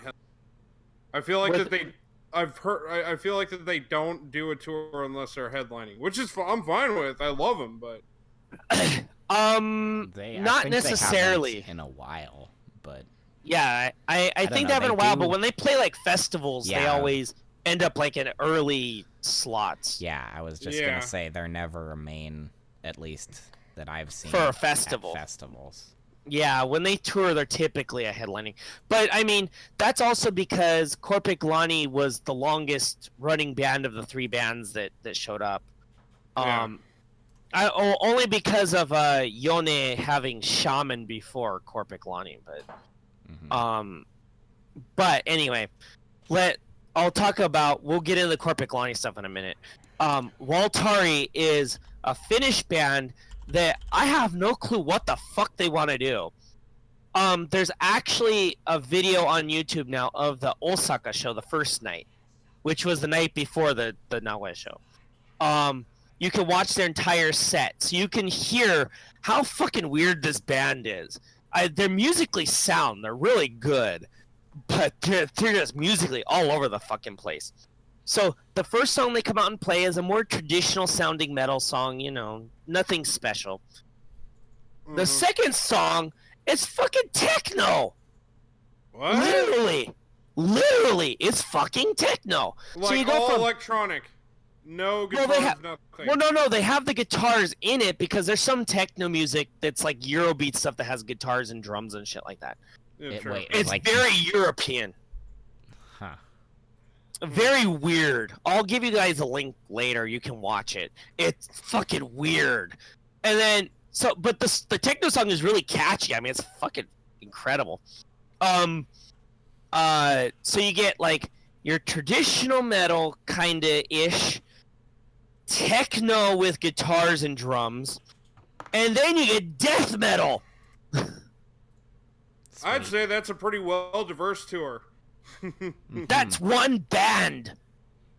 That's one fucking band, dude. And what's even crazier is that the singer, leader of the band, he qualifies. He says, before Dimmu Borgir and Nightwish, we were experimenting with death metal and classical music.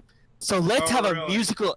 Well, because they were way before Nightwish, and they were before Dimmu Borgir. I see. So they were. I mean, this is how experimental this band is. They're fucking weird as hell.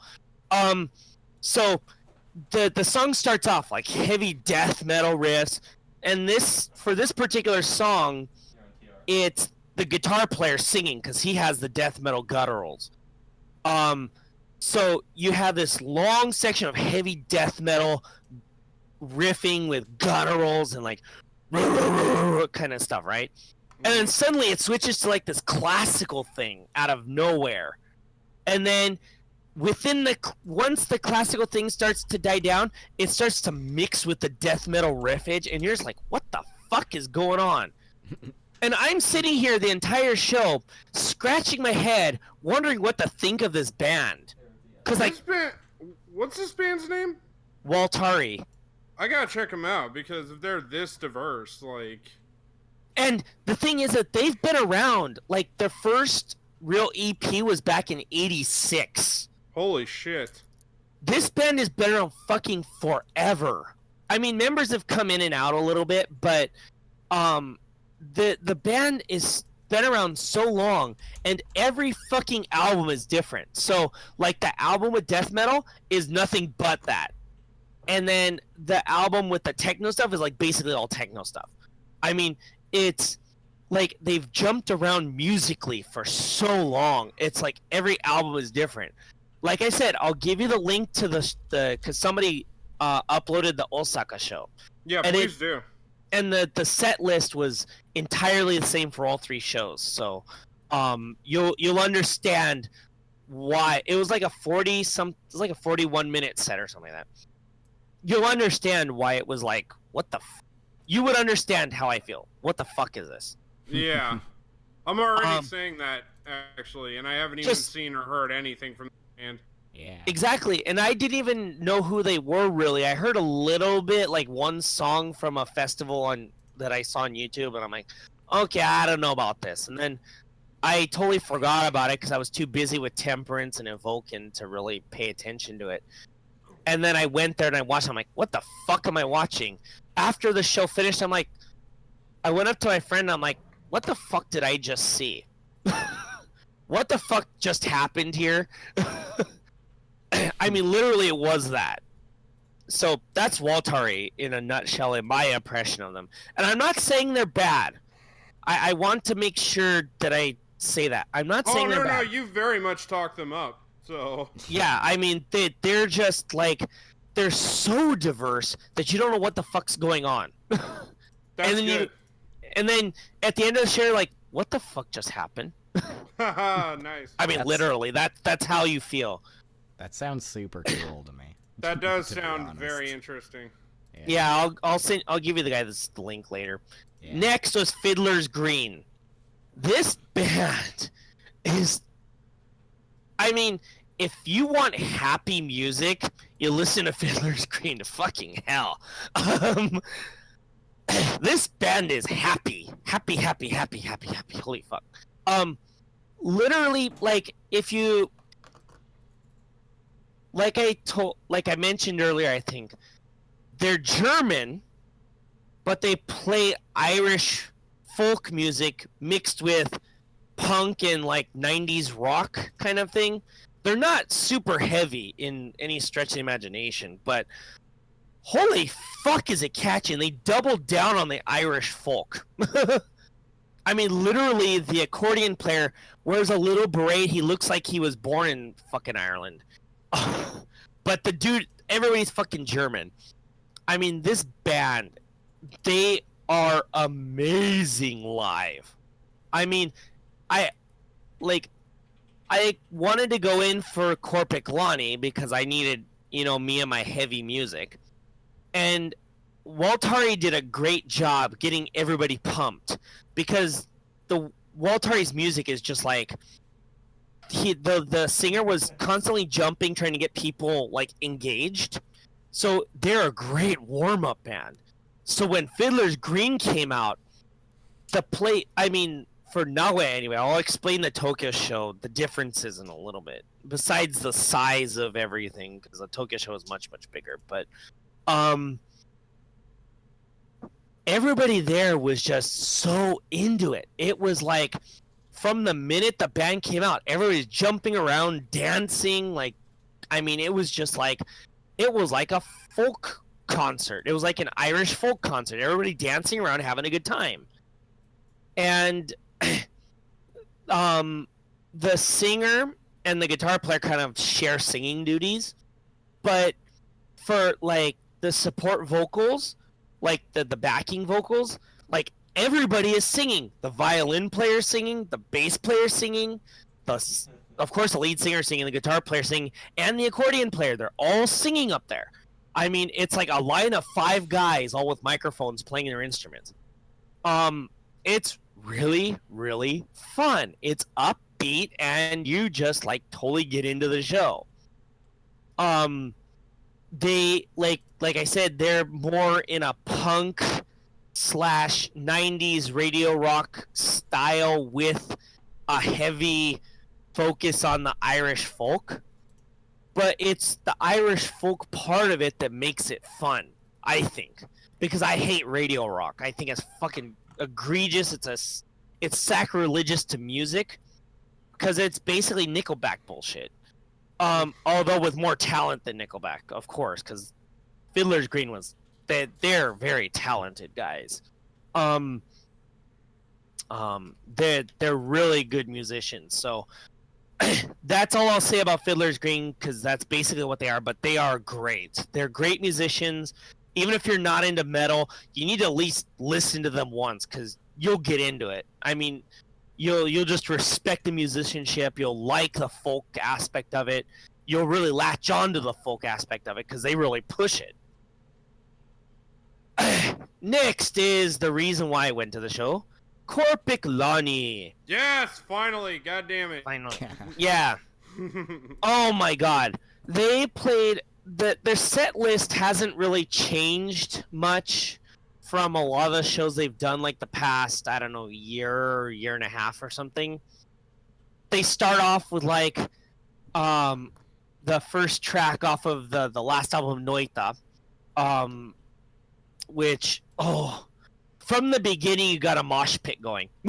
Literally. Because, so, Waltari gets everybody excited. Fiddler's Green, everybody's like dancing, having a good time, and then you get the heavy stuff, and everybody starts moshing. Yeah. It just the level cranks up really quick. But because everybody is going crazy for Fiddler's Green, half the audience is dead tired by the time Korpiklani comes out. Literally, that's what happened, and I'll explain that at part of the Tokyo shit, too. All they gotta do is play Happy Little Boozer, and then the whole crowd will be... Sadly, they didn't play that. They didn't play that. That sucks. That was a mistake. Did they play Wooden Pints? Of course. All right. Of course. Oh, no.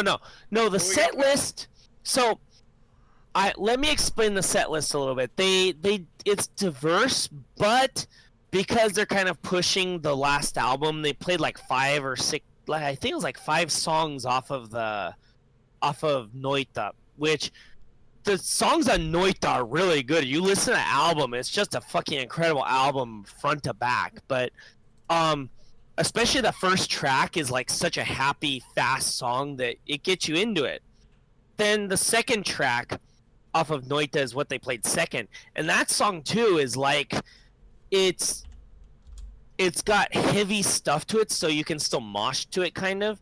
So I think that by them playing a lot of stuff off the new album, it wasn't a mistake. I'm really upset they didn't play Happy Little Boozer, because that's what I wanted. But the rest of the set list was very diverse in their discography because of how long that fucking band has been around. They have to kind of mix things up, right?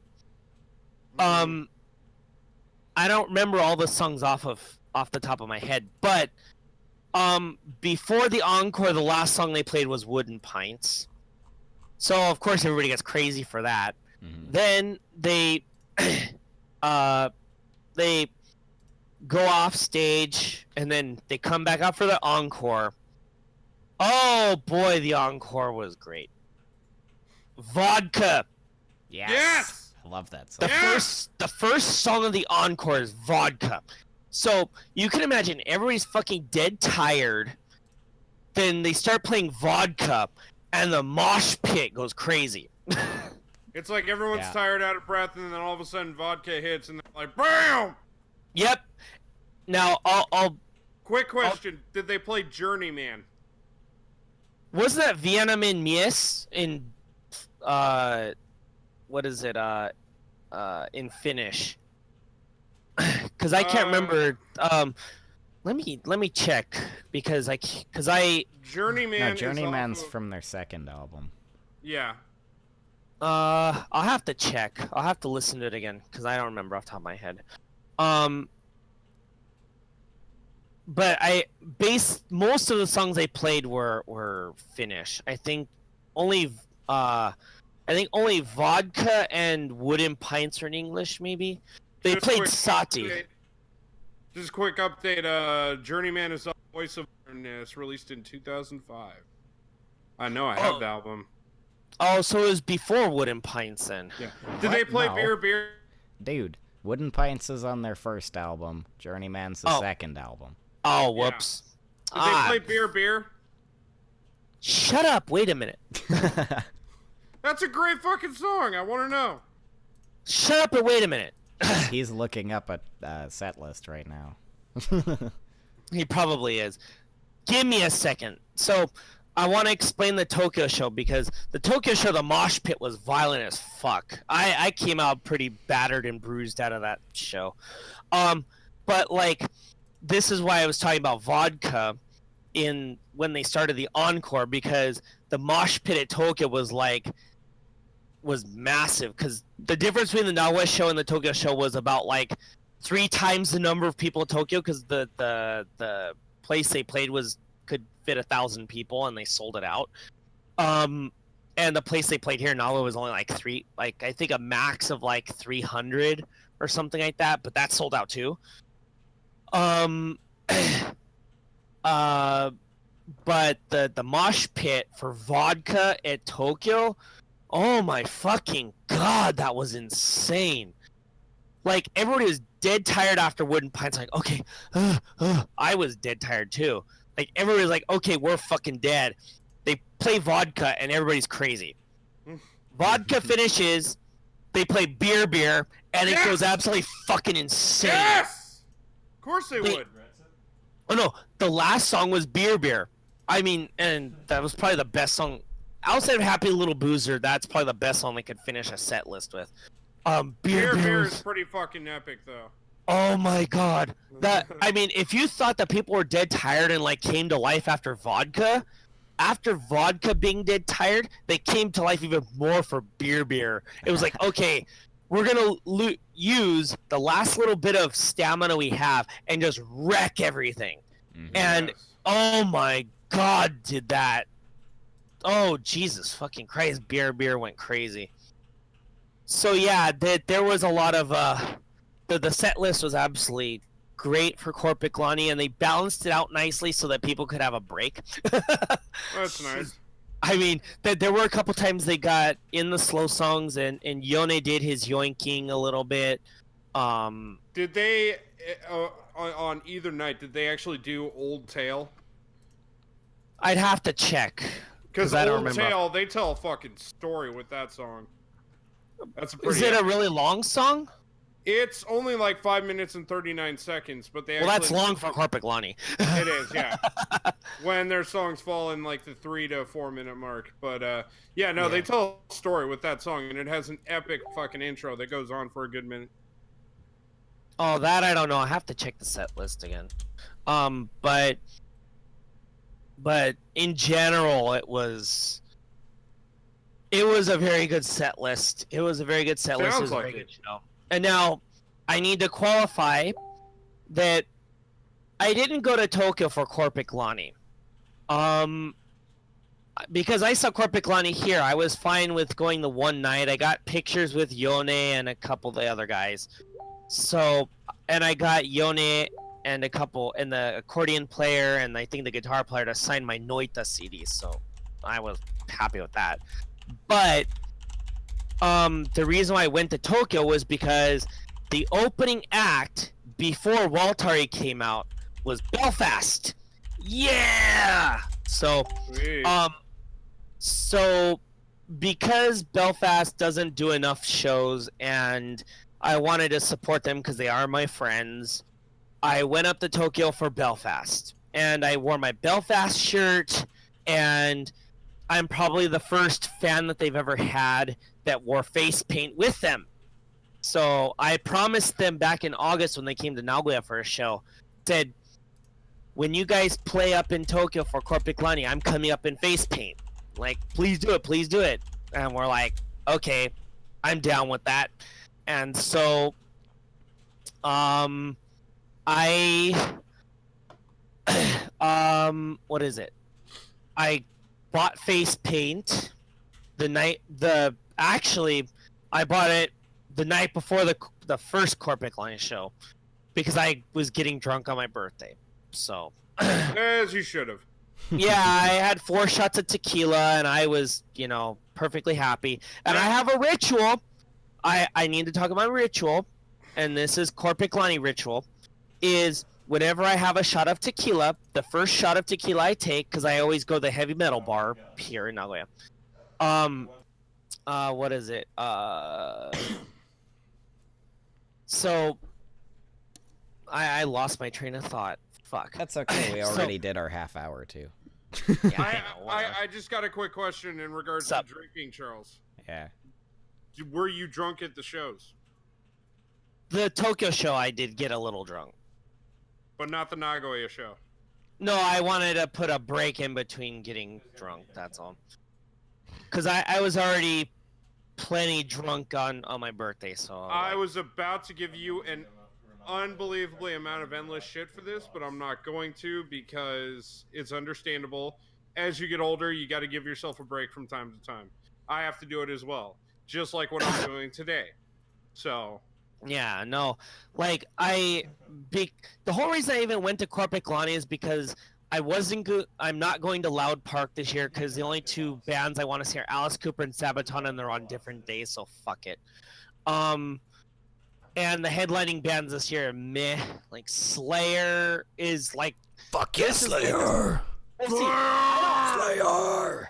Well, no. I don't have a... Shut the fuck up. I don't have a problem with Slayer headlining or whatever, but this is the second time in 3 years they're headlining.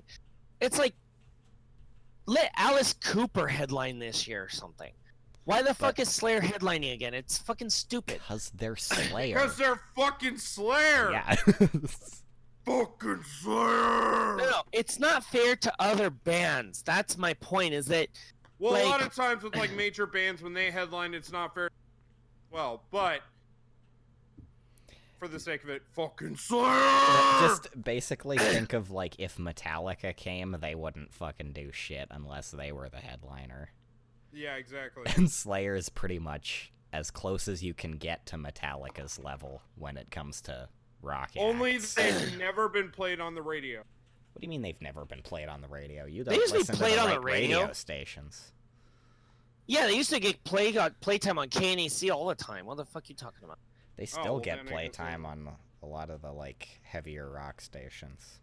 Well, KNAC was like the heavy metal station in LA, so Yeah. they played everything.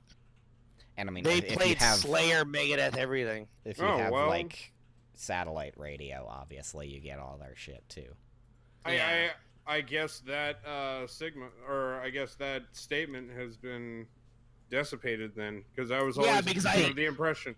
I was always under the impression that they were never actually played on mainstream radio, but I guess I'm wrong. No, just their songs that are, like, excessively... You're from fucking Glendale, dude. Yeah. You're fucking from Glendale. You should have known about KNAC, motherfucker. I didn't... How you didn't know about KNAC is the fucking problem here. Seriously. He's pissed. Yes. Seriously. Hashtag triggered. You live you grew up 2 cities over from me, and you didn't know about fucking KNEC, and you're in LA. What the fuck? It's because my brother would always listen to K-Rock. That's just excuses. KNEC bumper stickers were everywhere in LA back then. Can I just say when I was a little kid that I didn't give a shit about music and I wanted to play with toys and video games? Same. When I was a child? Same. Music came into my life when I was in, like, middle school, bro. Okay? We don't have the distinction like you do that we grew up when we came out of the womb to know metal people and to listen to heavy metal, okay? I pretty much knew Metallica till, like, I knew Metallica, school. and that was... I knew Metallica and a few bands here and there, but that was really it. Same. I listened to whatever my siblings listened to. I pretty much... So it is excusable as to why I wouldn't know about a radio played in Los Angeles. Because I didn't give a shit about radio either. Well, by the time you were old enough, it was probably a little late, too. Because that was right around the time KNEC was starting to fall off the radar a little bit. Massachusetts by the age of 10, so it was completely different. Oh, okay. I've lived in multiple parts of the U.S. Oh, okay. But, yeah, I think it's about time to move on. So that was an epic trip that you had and an epic show, so you fucking saw. I'm quite jealous. But we're going to kick it right now with, we're going to do a little music break right now because I think it's in order. And then when we come back, we're going to have a wonderful video game chat.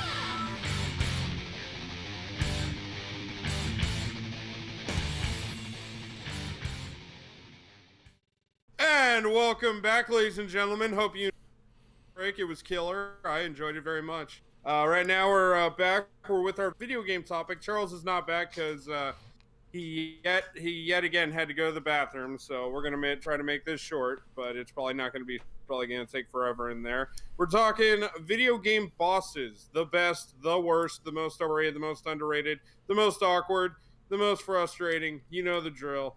So I'll go ahead and start out. One that actually stuck with me for a while. The Batman Arkham series has always had a good collective group of creative bosses, but one that has always like stuck with me and has stuck out is Mr. Freeze in Batman Arkham City. Ah, yes. Simply for its intensity.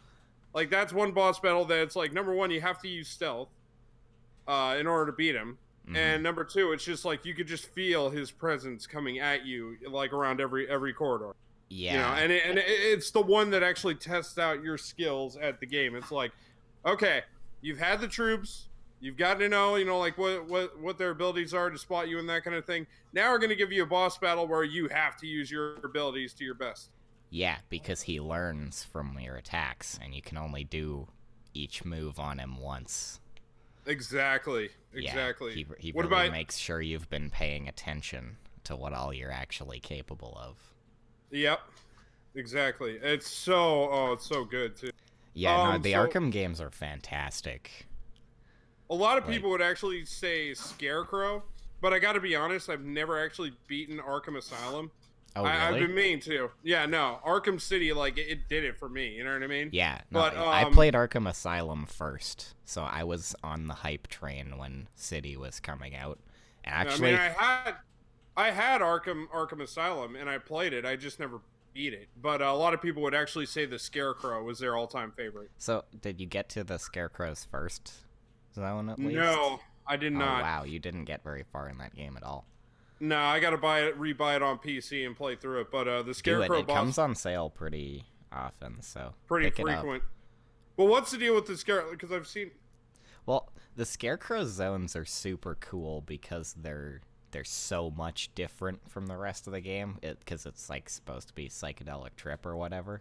You're on his gas. Yeah, that was the whole thing. I have seen footage of the boss battle where like you kind of like run around on this like pillar, and the there's, like, world different around places to you hide. falls apart, and you get left in this like tornado with just his eyes watching you. Yeah, so it becomes a stealth like puzzle platforming segment. Right. And each one of them's different. I think there's 3 or 4 Scarecrow battles in And the he's game. like, at one point, he's like giant and massive. And But like that's hit in his world when you're in Yeah. his gas under the effects of the Scarecrow gas. And that's yeah, no. they're super cool because he's watching you the whole time.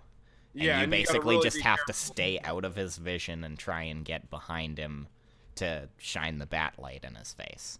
So it's Oh, yeah. less of a boss fight and more of a just cool little puzzling segment that the first time the first time I played Arkham, at least, and I think a lot of people will probably agree with this, I actually like didn't know what was happening when the Scarecrow's boss battle kicks in.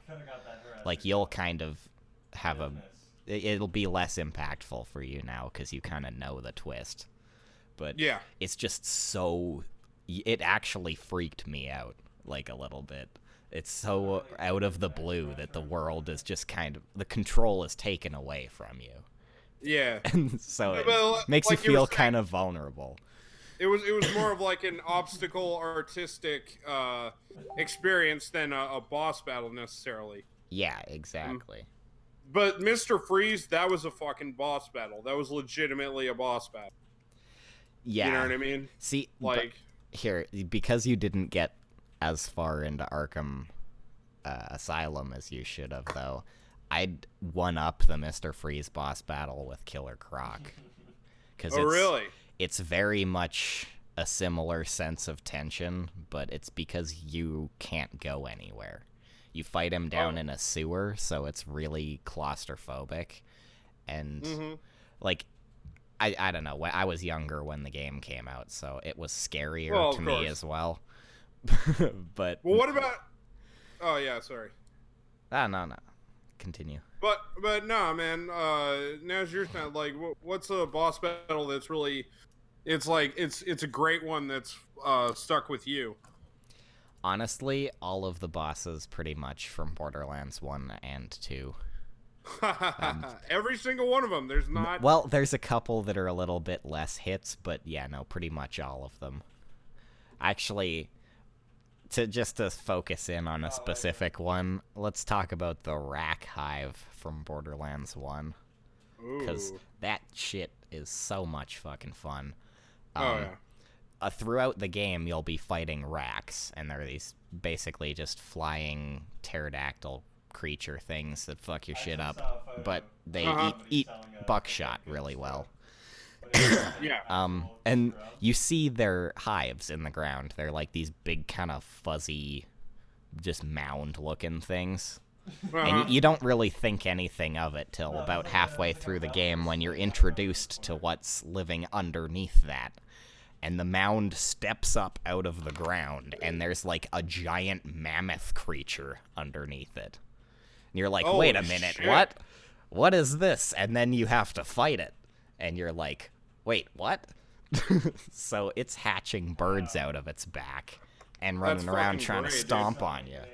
Yeah. And yeah, the first time I saw that, because again, I was pretty young when Borderlands came out. I don't even remember what year that was.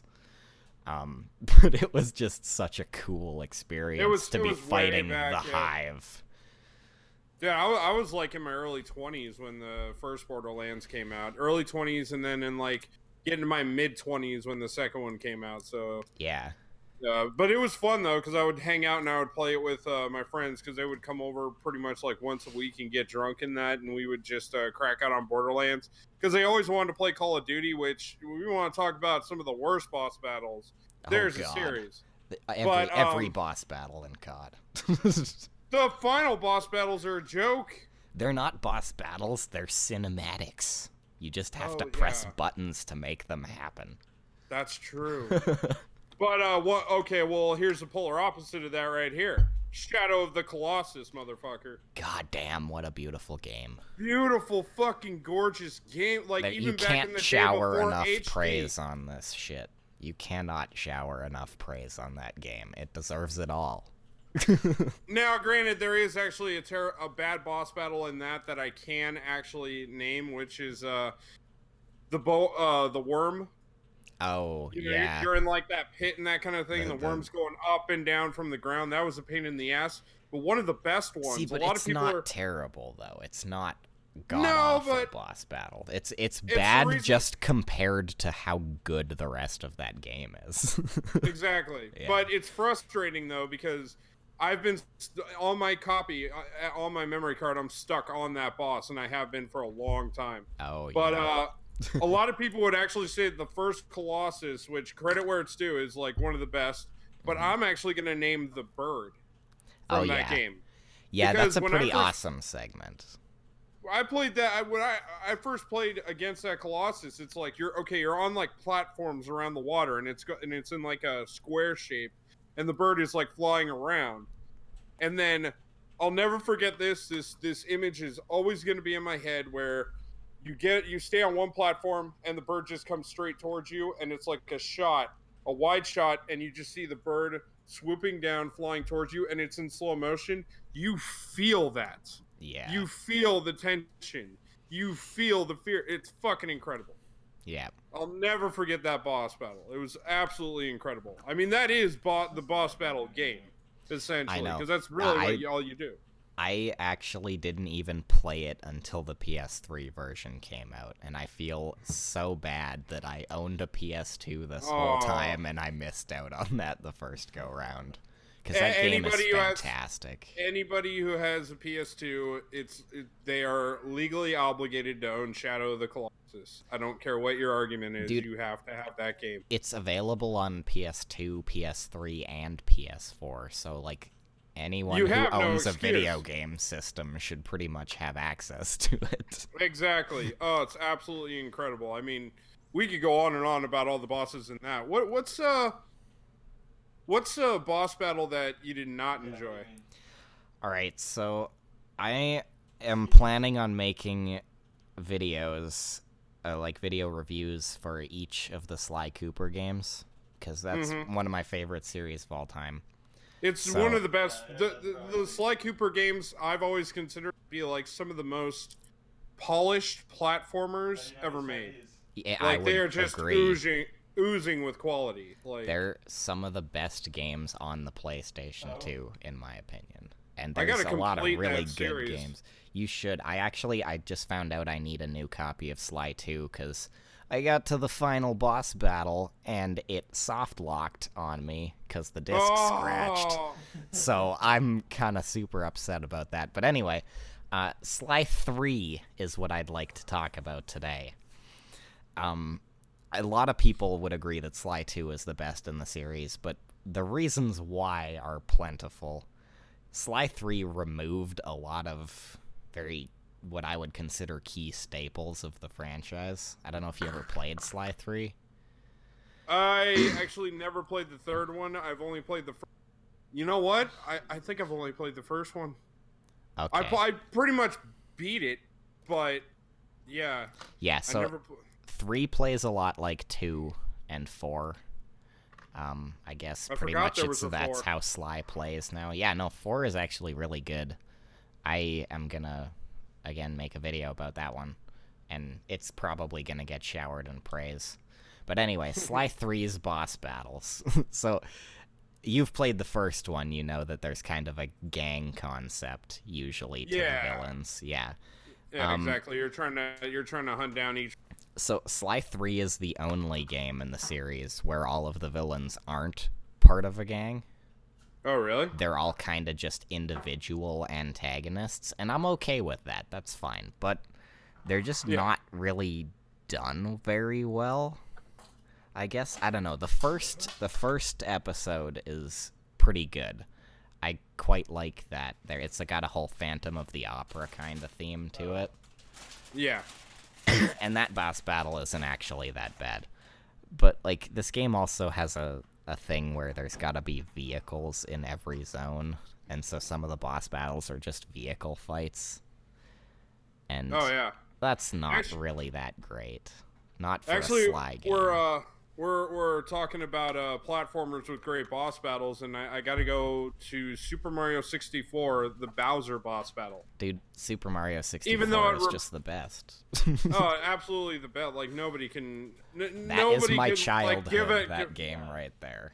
Yeah, but I mean, like, the Bowser boss battle, yeah, it repeats itself. Yeah, it's simple, but it's, like, it's fun as hell. It is. You know, it's like effective. When you gotta run around him and grab effective. his tail. Yeah. Yeah. But, actually, a lot of platformers, I do believe, actually kind of ripped that boss battle off. But then again, you got to remember, Super Mario 64 set the stage. It pretty much 3D invented the 3D platformer, yeah. That and Zelda Ocarina of Time really gave way for 3D third-person games. Yep. So, but, for me, with a bad boss battle, you know, I don't know why, but the first one the two that come to mind for me is Sonic 2, Dr. Robotnik, the first ever stage, and then the second one would be, and it's my all-time favorite horror game, and the reason why this boss battle is bad, because there's a trick to it that I do every time where it pretty much renders a boss battle useless, and that's Silent Hill 2, and it's a point where you fight against two pyramid heads. And what you do is, at some point in the game, you get the broadsword, you know, the one that Pyramid Head carries around. Yeah. And what you do is you go off to a corner, you're in a room, you go off to a corner, battle, equip it, wait till they come to you, and then just keep slashing away. And what it's going to do is, if you get in the right corner, the blade's going to slash and then bounce off the wall and slash back. So you just keep slashing away at them. Just continuous same motion, and you're gonna beat them. That's fucking horseshit, man. Well, that ruins it. If we're talking about bosses that you can cheese as being bad, that takes out like half of Borderlands. Really? Well, I mean, you can. I don't know. Continue. But I mean, yeah, no. But I mean, it's just like, what could have been something cool? I mean, like, maybe people didn't have an.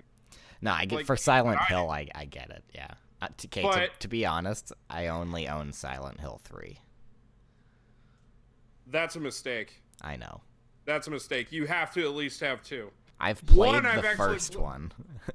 I've played the first one more I actually than haven't even played this copy of 3. I've played and beaten Silent Hill 1 more than a lot of other games that I've played. Like, in terms of, like, different play times. I mean, like, and I've gotten all the different endings. I've gotten all the different secret items. I got the UFO ending. I ended up getting the Hyper Blaster, and that was the only time where I didn't beat the game, because every time you beat the game and you start your next sphere, they up the difficulty. So the first ever time that I beat it, when I was 10 years old, I was playing it on easy. Fuck you, don't judge me. And then I beat it. It ended up going to next sphere, which was going to be normal mode. And then, you know, and then after you beat it once, you unlock, like, special options where you can tamper with, like, the... And, you know, like, you unlock other difficulty modes, like hard, very hard, and, like, what the fuck, you know? And, I beat it so many... Okay, so I beat it the first time, I got secret items. I beat it the second time, I got the channeling stone. I played it yet again. This time it was on, I think it was on normal the third time. And so then, or it was on hard mode. And then after I beat it and got the UFO ending, Hyper Blaster. And then after I unlocked the Hyper Blaster, the game was easy until I got to the very end and had no health. Absolutely not. Like, it was flashing red. And I had absolutely no health. And I went into that boss battle and I get owned every time. I still have the save on my memory card. The Goat Demon boss. See, because in Silent Hill 1, and that's actually a pretty good boss. It's easy as shit. But maybe it's just nostalgia talking. But or maybe it's because I'm a Silent Hill fan. But Silent Hill 1, depending on how you play the game, you're going to unlock two different kinds of bosses. You're either going to fight against Alyssa at the end, and she's going to be like glowing, standing there like a god necessarily. She even stands like Jesus. Or if you do the right stuff to get the best ending, you're going to fight against a goat demon. You're going to fight. I've always considered him to be, well, I originally called him Satan at the age of 10, you know? Yeah. But yeah, you end up fighting the goat demon. And both are, like, really easy. You just kind of have to, like, run around, shoot for a little bit. Up, he's going to do his lightning again, run some more, you know? Unless it's on hard mode, then the lightning goes all over the fucking place. You get hit with that once, you're fucked. Huh. So, but not bad. It wasn't bad. Let's see. What were some other ones? Everyone loves Halo 2. Oh, which one? Halo 2. No, I know, but which boss battle? All of them. Oh my god. I'm a really big Halo fan, and I figured the bosses in that game in particular do a really good job of pacing the story out. Okay, fair enough. You know it's a good boss battle when you gotta like move the story along, yeah. Yeah, exactly. So, like, a lot of people might contest my opinion here, but I don't care what they say. But I think the bosses in that game each come along at, like, exactly the right time, and in terms of the story, they move you in exactly the right direction. And I really wish that Halo 2 was actually as big as the original scope for that game was set. Because they cut a lot of really cool shit out. And I was in high school, and I remember them talking about it. There was a tech demo, and you know, like, it was showing all these different neat stuff, and like it was going to be talking about how the land was going to be massive, and turned out really not to be, but you know. No, but it turned out to be still a really good game. And yeah.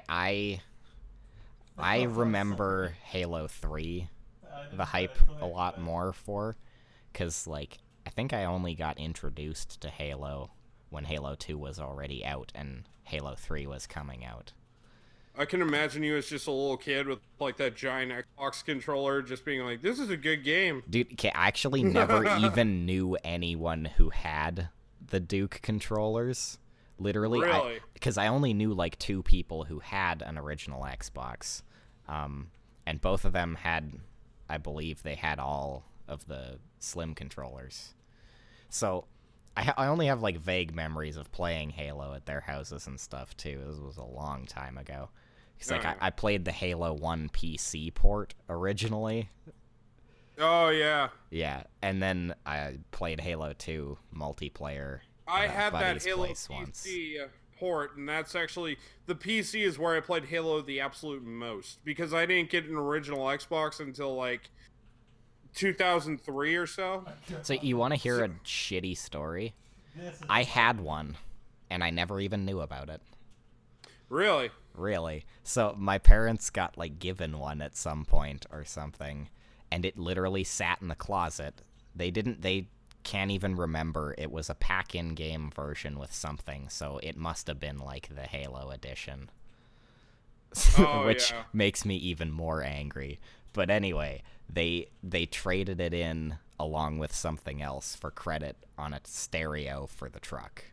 Really? And I never got to play this Xbox. Oh, and my they traded God. it because they figured we already had an N64 and a PS2 at the time. They're like, you couldn't possibly need another console. That's horrible. I know. That's terrible. Oh, man. It's so awful. Did you guys ever have a GameCube? No, but a couple of my friends did, so I went over to their places and we had awesome parties of Smash and SSX. Dude, and talk stuff. about an underrated fucking system. And speaking of Nintendo, another great boss fight, Star Fox 64. Hell yeah. I'll bet you're thinking that I'm probably gonna mention Android, right? Well, no, I think you're gonna be more creative than that. You damn fucking right. I'm gonna say Star Wolf. Yeah. Because what better way to introduce a boss than introduce a rival faction to the Star Fox team? I know, and Star was Wolf just is such a perfect rival too. Yes, it's like the polar opposites I know, he's of the group. Oh, such a good game. oh yeah. I mean, and it's funny because like that, the Star Fox games are all filled with like massive bosses and that kind of thing. And for me to pick, you know, a rival faction as the boss, you know, like just 4 other like rival ships. I always felt that they were harder than the big boss anyway. They always were. I never got they're a to smaller defeat them. target to hit. Because the other bosses, it's like you literally just shoot at the lights when they appear. The giant flashing thing, yeah. Star Fox is a pretty straightforward game in that regard. Star Wolf, you really gotta use your skills to take him down. Yeah. And it was like, but it's fun as hell. Even if I've never beaten, I actually got to pop that in when we're done. I've never beaten Star Wolf in any of the Star Fox games. I beat them in Star Fox Assault. I'm not They're really. in Assault? I believe they are. Yeah. Star Fox Assault isn't actually that bad of a game. Everyone shits on it, but I like that game a lot. I fucking love that. That was my introduction to Star Fox, to be honest. Was my buddy had it on GameCube, and then I bought his GameCube and his games, so now I have it. And everybody who shits on Star Fox Zero can like eat a dick, because I fucking love Star Fox Zero. I haven't actually played it yet. I'm waiting for Wii U games to get cheap now that the Switch is out. You know what? My only problem with it, aside from the tank, the Wii U motion pad, is that I can't find enough people to play with me on it. Well, when I get a copy, can we play online anymore, or is that not a thing? I gotta double check, because I gotta plug my Wii U back in. If it is, man, oh man, just to have somebody like, I don't know if you'd be a better pilot or a better gunner, because yeah, I don't know either. It'd be fun. No, I definitely want to do that. But Star Fox Zero, it's good. It's definitely got its flaws, but it's good. Does it have good bosses? That is the question. You know, I can't even remember a lot of the bosses now that I think about it. Yeah, fuck that game. It sucks. No. Star Wolf N64 forever. All day, son. Master Race, bitch. Yep. I do know of a boss that's actually overrated. Or in my opinion, there's tons overrated. of overrated bosses. Let's get but into that. I've got the kicker. I've got the kicker here. Tyrant from Resident Evil. Oh, and here's the thing. It's not a bad boss. It's actually a really good boss. No, yeah. They did not need to do the same fucking... They did not need to keep bringing the Tyrant back over and over and over again. Just to give him a new power. You know, because that's all they did. Yeah.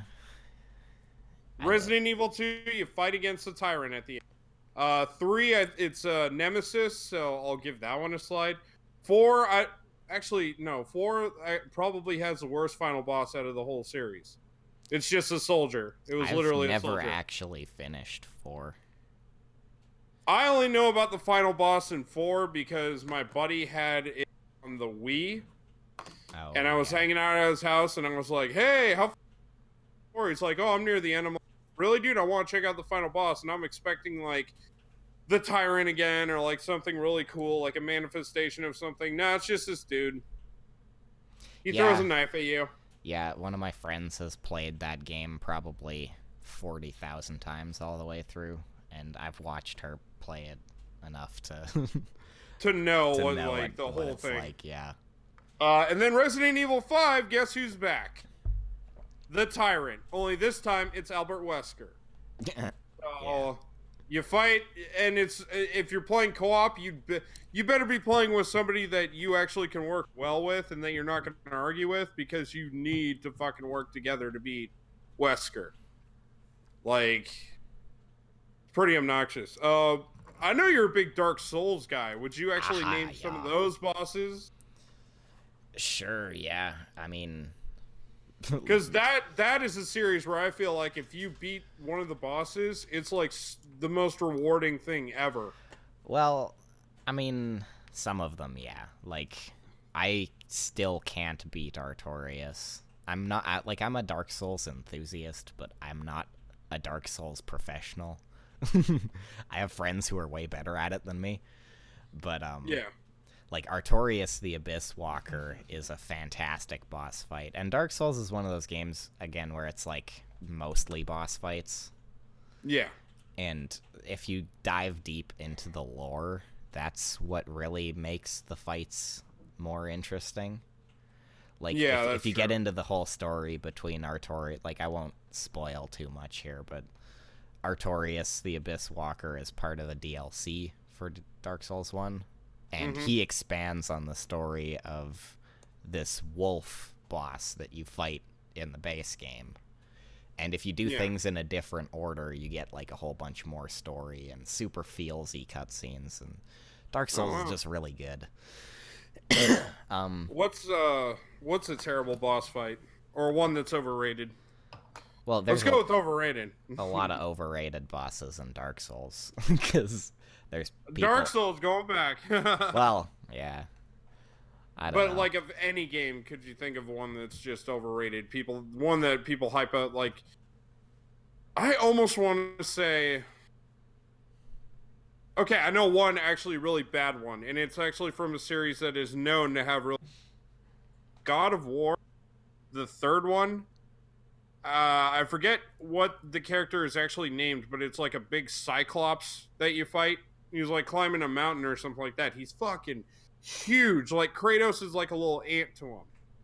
And I'm thinking to myself, like, holy fuck, this is going to be incredible. No, it's done in sections. You go from, like, his head to his arm, you know, and you do, like, the climbing thing, and, you know, he spouts little enemies and that kind of thing. It's not nearly as epic as it should be.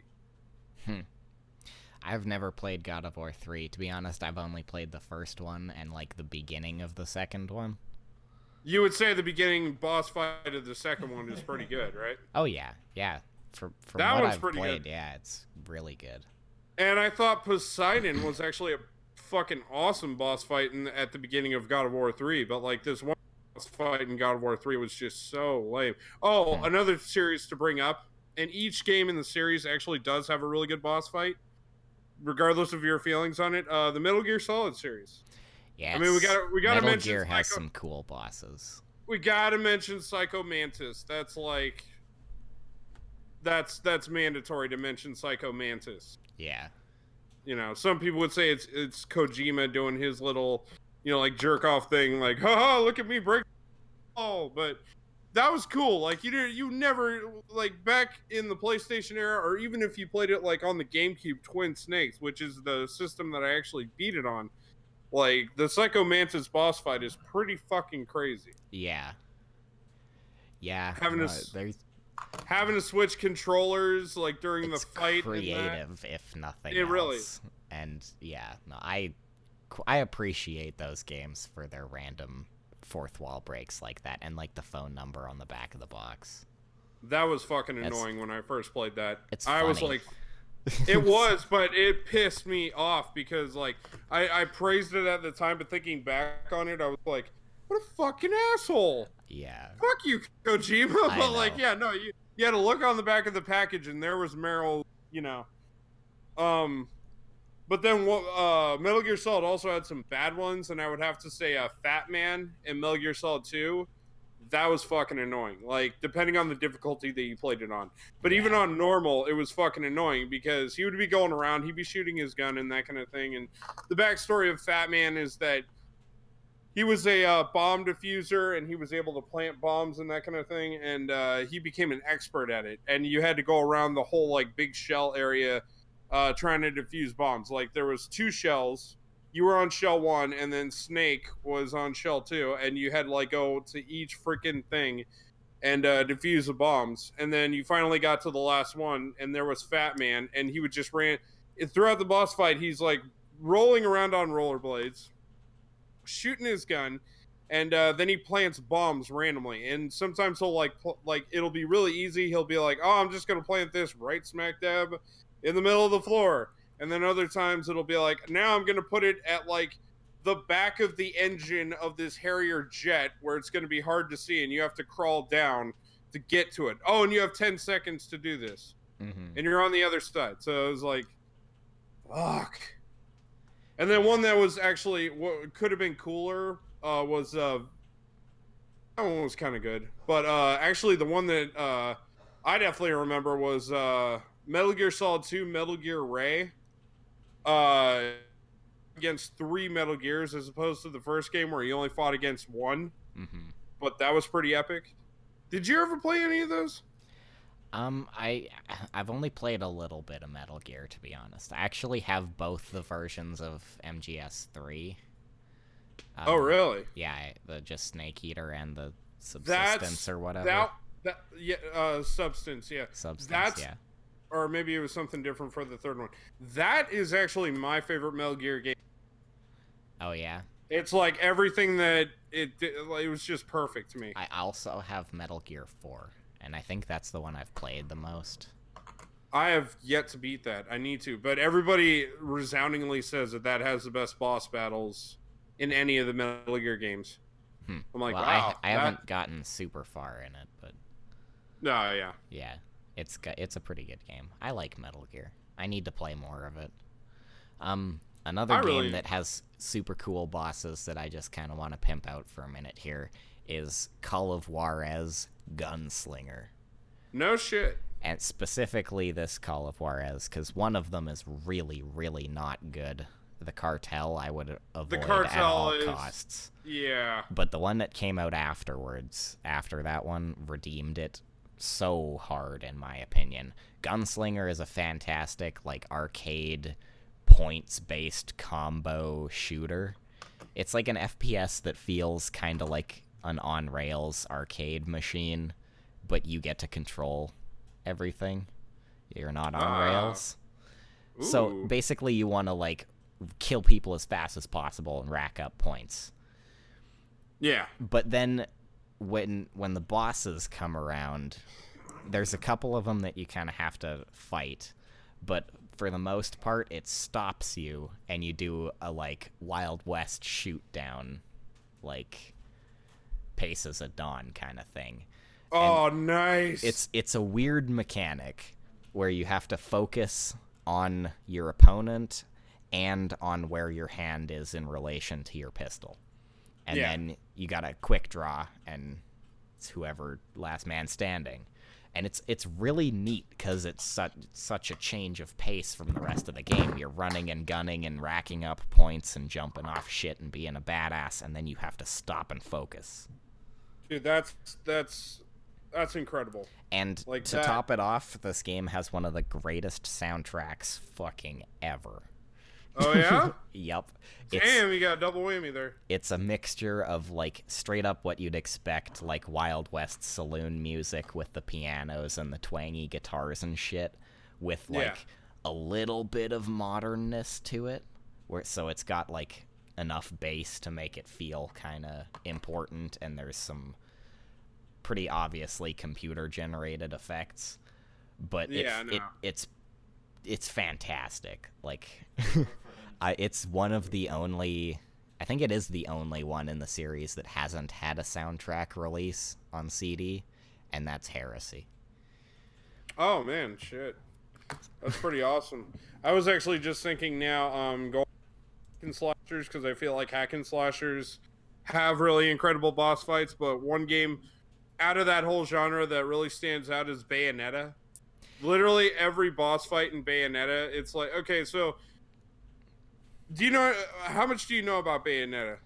I haven't played it yet. I don't know a whole lot. I really, really, really want to get Bayonetta 2 for Wii U because it comes with the first one. You got to get that. I do. Like, I want to get that and play both of them. Definitely do that. But Bayonetta, it's like all the enemies that you're fighting against are essentially angels but they're not like how you would stereotypically aim to be angels. They're like giant deformed mechs of like angels. So it's like certain boss battles, it'll be like you'll be fighting against these giant white dog heads with like in the middle a baby face with like religious imagery on it and that kind of thing. And Bayonetta, it's like she's a devil. Yeah. She's a witch or of some kind. And like the end of the game, you literally fly up to heaven and punch God in the face. That sounds like my so kind that of game. that alone is worth it, you know. That sounds awesome. Fucking, oh yeah, Devil May Cry also had some really good boss battles. Devil May Cry is fantastic. I love those games. Oh, they really. Devil May Cry 2 sucks, but 1 and 3 are. Sucks. It's not as good, but it's still pretty good. It's easy as shit, dude. Yeah, it's a joke, man. It's easier. I'll admit that, but I don't mind it. The only reason why my brother likes it is it's the only game that he can beat on Dante Must Die mode. And I'm like, yeah, Travis, because it's that easy. So. Yeah, fair enough. But 1 and 3 actually had really good boss battles. So. I don't have a copy of 3 yet. I've still been looking out for that one. I have 1 and 2. Oh, man. I have all 3 on PlayStation. And then I have the HD collection, and I do not recommend getting the HD collection because it's really not that good. Oh. It's not as bad as the Silent Hill HD collection, so let's get that out there. But, yeah, I've noticed how it looks, and it's like, I don't think that this looks better. And, you know, I've since compared it to the old PS2 games. I fired them up. And, yeah. I actually think in some ways it looks worse. I'd probably have to do a side-by-side thing, but it really didn't look that good. Huh. But most HD collections, we both know, are kind of jokes. Yeah, no, but apparently some of them are actually pretty good. Like, I have the Ratchet and Clank HD collection. And well, of course that's going to be good. That one's pretty good. I've heard the Sly Cooper one's good, too. I need to get my hands on a copy of that. Oh, yeah. The Ico and Shadow of the Colossus was good. Yeah, I want that one as well. Oh, yeah. Gotta get all these HD remakes. Oh, yeah. Are any other bosses you want to throw? Like, I thought of, like, Mega Man. Oh, there's tons of Mega Man bosses we could talk about, but that could be, like, its own segment on itself. Essentially, you're just talking about, like, ability versus ability, you know? Yeah. Because Robot Masters... Until you get to Dr. Wily, then it's actually something different. Yeah. You know? Yeah, no, I don't know. I like the bosses in Guitar Hero a lot. Oh my god. Oh man. Would that be playing Freebird? Or like Through the Fire and Flames? Because that no. Whenever you say boss battle in Guitar Hero, I'm just like, oh shit, you're about to play Through the Fire and Flames, and you have to get a certain percentage. That's not even a boss battle. Through the Fire and the Flames was the track you unlocked after beating. That was Guitar the credits. Hero 3. Yeah, it's no, the that was the credits credits. Track. Yeah. No, the boss battle in that game is when you literally guitar battle the devil, when you fight against Lou.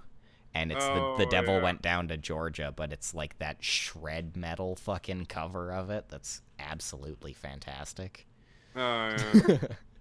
Can't believe you brought up a music game. I was super big into Rock Band and Guitar Hero when those were popular. I don't know. So was I, dude. Actually, like, Guitar Hero 2 was about to come out. This is the craze even kicked off. Like, I was obsessed with it before the craze even happened. Yeah. And I remember just, like, telling all my friends in community college, they're like, so what do you actually want for your birthday or whatever? And I'm like, Guitar Hero 2, I don't care about nothing else. I want it. See, I need to have it. The first time I played Guitar Hero was Guitar Hero 3 at my buddy's place. And then I was like, oh, I need this. And then we got Rock Band, like, that Christmas as, like, the family present. And so we got the whole drum kits and guitar and the whole get-up. And then I started getting the Guitar Hero games. So I have the Guitar Hero 1 and 2 combo edition. I got a kind of funny story about my Escapades getting Guitar Hero World Tour. Essentially, I didn't drive at the time. My brother had just moved out here from Massachusetts, and we were hanging out with this fucking douchebag. But I was smoking a lot of weed back then. But I ended up buying Guitar Tour. Didn't have a ride to get back. And it was like an hour and a half, or no, it was like an hour walk back to my house from where we were at. So we literally had to go over to the bus station, like, and it wasn't an official bus. It was just like, we literally just went to a bus stop near the train tracks. And I was like, holy shit, I want to smoke some more weed. And he's like, really? Well, I know where to go. And we literally, like, we went to the spot right in front of an Ace Hardware. And what we did was we didn't want anyone to see us. So he was like, here, light a cigarette. So what we would do is back and forth. One person would have the bowl and take a hit. And then the other person would have the cigarette and take a drag. And we were just passing that back and forth. Meanwhile, my brother is back at the bus stop because we missed the previous bus and had to wait an hour. He's back at the bus stop just like reading or whatever. And right next to him is that giant fucking box of Guitar Hero World Tour with the drums and the guitar and shit. And we ended up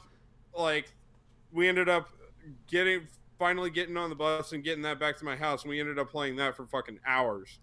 And the cool thing about that one was that you could actually download user-made songs. And of course, anytime you can download user-made stuff, people aren't really going to make their own creations half the time. They're going to like recreate stuff that already they're already going to recreate stuff that exists. So we had like Killer Instinct's theme, the King of the Hill theme. We had like nice. We had some In Flames tracks. We had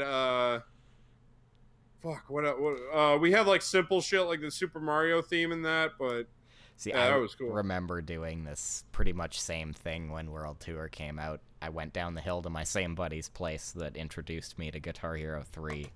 And we played a bunch of World Tour, and we made our own tracks for like 2 minutes. And then we were basically bootlegging Metallica tracks into the game. Yeah. I figured. Then you find out that Guitar Hero Metallica came out, and that was the thing. Like, after World Tour, I just said, no, I'm done with this. Okay, like, so I have Guitar Hero Aerosmith, and I quite enjoy that one, actually. It's got a decent track list. But Guitar Hero Metallica is hard. Like, it's almost as hard as Guitar Hero 3. Really? Yeah.